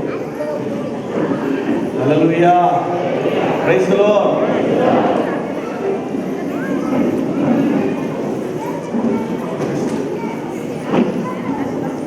Thank you Jesus Lord. Hallelujah. ಹೇಳ್ರಿ, ನಾವು ಕೈಗಳಲ್ಲಿ ಪ್ರಾರ್ಥಿಸೋಣ. ನೀನು ನನ್ನನ್ನು ಆಯ್ಕೆ ಮಾಡ್ಕೊಂಡೆ ನಮ್ಮ ಹಳ್ಳಿಯಲ್ಲಿ, ನಮ್ಮ ಊರಲ್ಲಿ ನೀನು ಆಯ್ಕೆ ಮಾಡ್ಕೊಂಡಿದ್ದೀನಪ್ಪ, ಅದಕ್ಕಾಗಿ ಸ್ತೋತ್ರ. ನಾನೇ ಬೇಕು, ನನ್ನ ಕುಟುಂಬ ಬೇಕು ಅಂತೇಳಿ ಆಯ್ಕೆ ಮಾಡ್ಕೊಂಡಿದ್ದಿಲ್ಲ ದೇವ್ರೆ, ಅದಕ್ಕಾಗಿ ಸ್ತೋತ್ರ. Thank you Lord, hallelujah. ಎಲ್ಲ ಸ್ತೋತ್ರ ಮಾಡಿ ಸರೆಂಡರ್ ಆಗೋಣ. ಯೇಸುವೇ ಸ್ತೋತ್ರಪ್ಪ, ಸ್ತೋತ್ರ.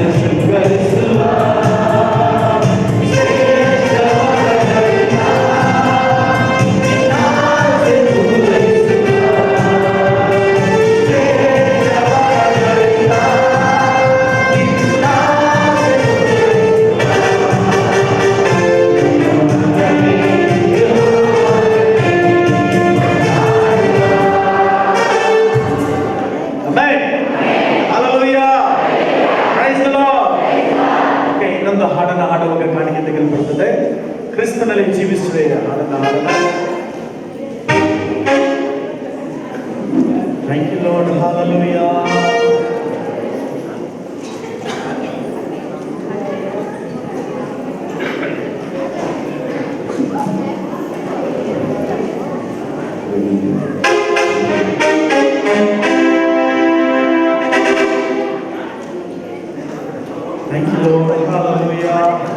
ಹಾಡು ಬರುವಂತರು ನನ್ನ ಜೊತೆ ಸೇರಿ ದೇವರನ್ನ ಆರಾಧಿಸೋಣ. ಕ್ರಿಸ್ತನಲ್ಲಿ ಜೀವಿಸುವೆ,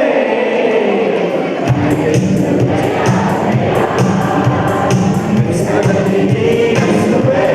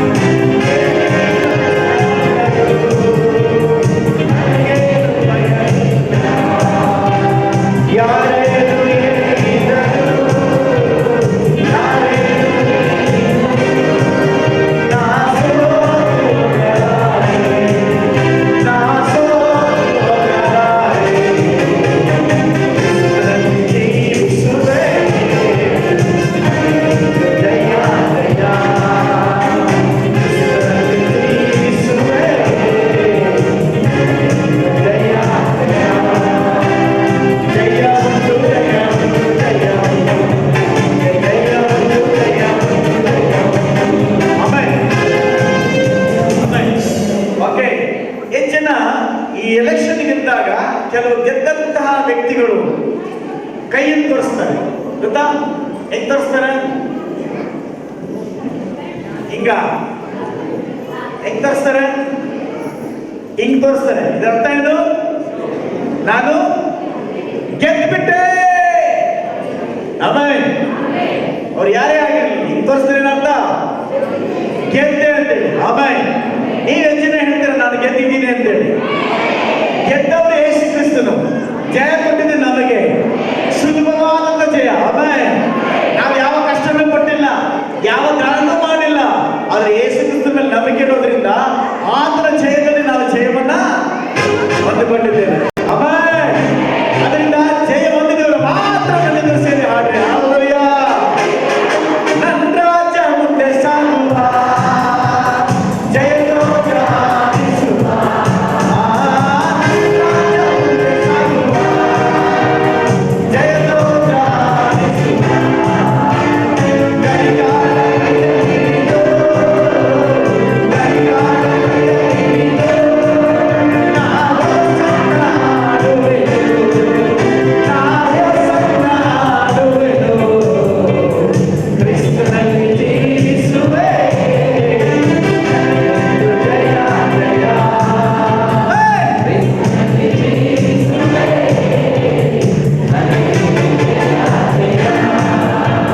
ಜಯ ಜಯ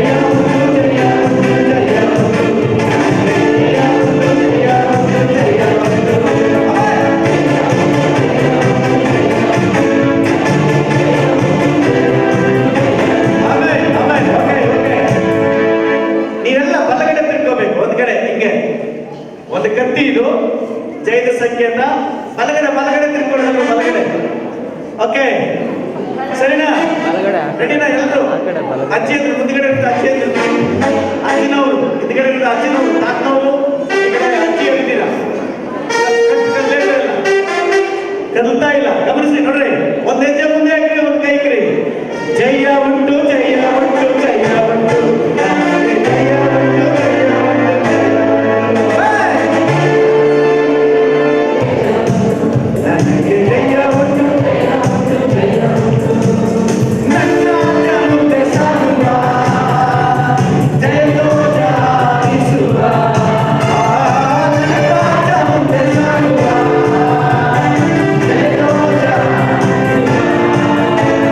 ಗಡಿಗಾರ ಕೈಯಲ್ಲಿದ್ದು, ಗಡಿಗಾರ ಕೈಯಲ್ಲಿದ್ದು, ನಾವು ಸನ್ನಾಡುವೆನು, ನಾವು ಸನ್ನಾಡುವೆನು.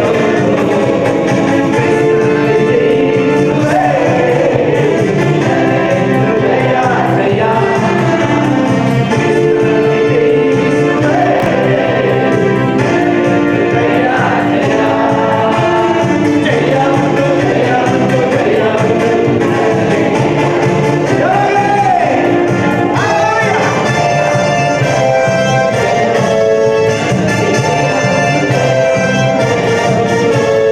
ಮೇಘಗಳ ನಡುವೆ ನನ್ನೇಸು ಬರಲಿರುವ, ಆ ಮೇಘಗಳ ನಡುವೆ ನನ್ನೇಸು ಬರಲಿರುವ, ಕೈ ಹಿಡಿದು ಕರೆದೊಯ್ಯುವ, ಕೈ ಹಿಡಿದು ಕರೆದೊಯ್ಯುವ, ನನ್ನ ಕಣ್ಣೀರಲ್ಲಾಗಿರುವ, ನನ್ನ ಕಣ್ಣೀರಲ್ಲಾಗಿರುವ.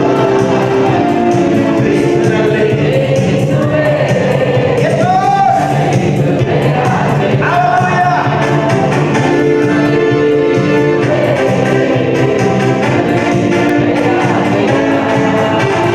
ಜಯ ಉಂಟು, ಜಯ ಉಂಟು, ಜಯ ಉಂಟು, ನನಗೆ ಜಯ ಉಂಟು, ಜಯ ಉಂಟು, ಜಯ ಉಂಟು.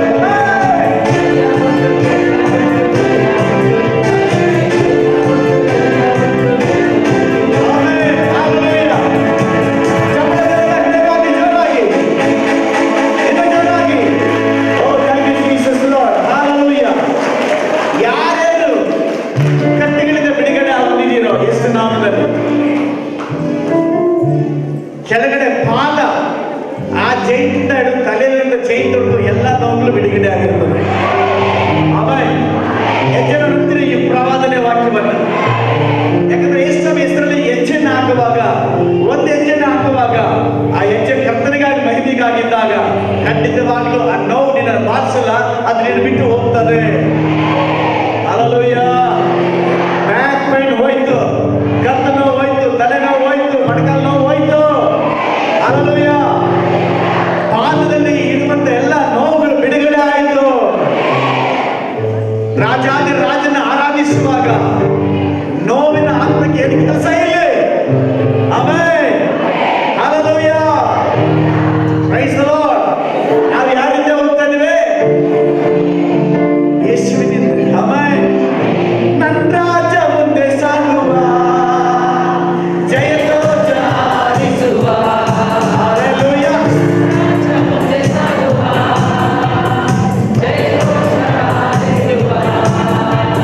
ಗರಿಗಾರ ಕೈಯಲ್ಲಿ ಹಿಡಿದು,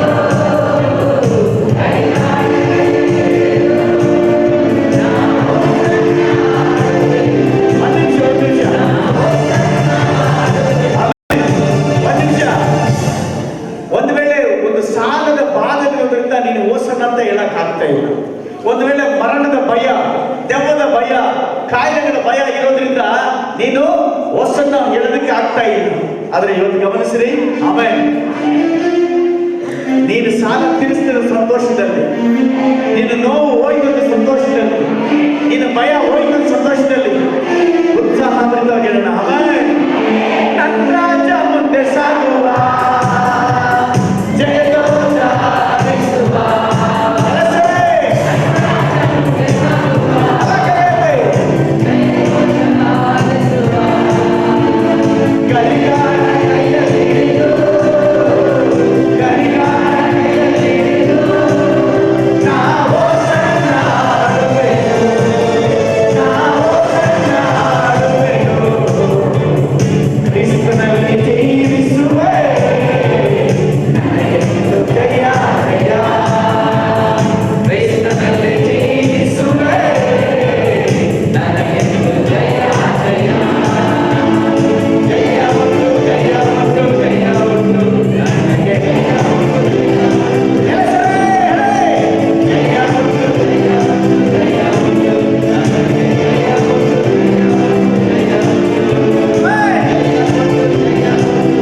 ಉಂಟು, ನನಗೆ ಜಯ ಉಂಟು, ಜಯ ಉಂಟು,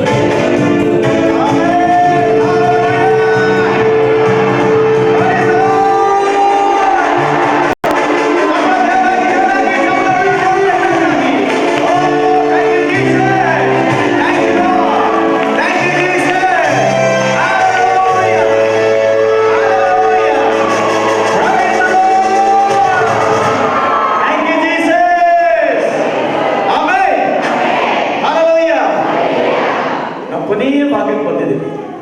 hallelujah. Praise the Lord. Last prayer ಮಾಡೋದಕ್ಕಿಂತ ಮುಂಚಿತವಾಗಿ ಆಕ್ಷನ್ ಸಾಕು ಊಟದ ನನಗಿದೆ ಈಗ. ಆಮೆನ್. ನಾಳೆ ವಾರ ಖಂಡಿತ ಇರ್ತದೆ, ಆಕ್ಷನ್ ಸಾಕು ಎಲ್ಲ ಇರ್ತದೆ. ಆಮೆನ್.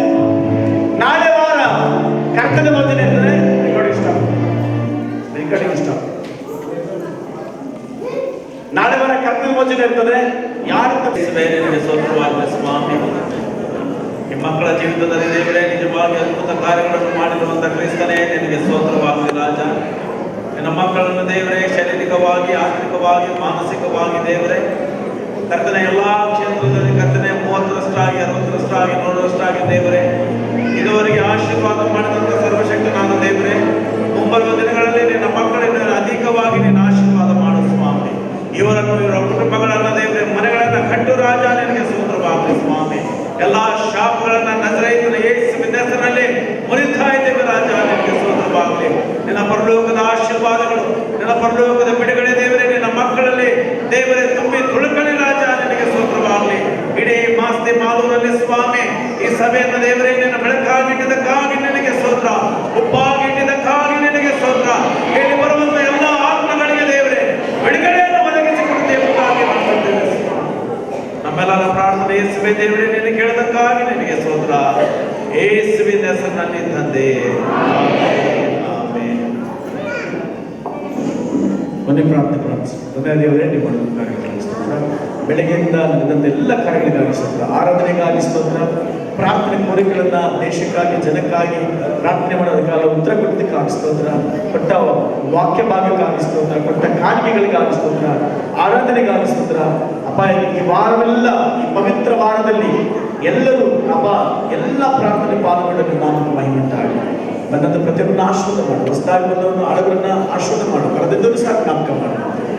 ಇನ್ನು ಅನೇಕ ಜನ ಈ ಸಭೆಗೆ ಸೇರಿದ್ರೆ ಎಷ್ಟೋ ಜನ ಉತ್ತರ ದಕ್ಷಿಣ ಪೂರ್ವ ಪಶ್ಚಿಮ ಕೂಡಿ ಬರಲಿ ಯೇಸುವಿನ ಆಶೀರ್ವಾದ ಮಾಡಿ ಬಲಪಡಿಸಿ ವಿತರಿಸಬೇಕಾಗಿ ಕರ್ತನಾದ ಯೇಸುವೆ ಈ ದಿನ ಆಯ್ಕೆ ಮಾಡಿದಂತಹ ಮತ್ತು ಧಾರಾಳವಾದಂತಹ ಎಲ್ಲ ಹೃದಯಗಳ ಮೇಲೆ ನಿಮ್ಮ ದಯೆಯಲ್ಲಿ ಅಪ್ಪ ಅದರ ಈ ವಿಚಾರ ಕೇಳುವಾಗಲೇ ನಾವೆಲ್ಲ ಸಂತೋಷ ಪಡ್ತೇವೆ.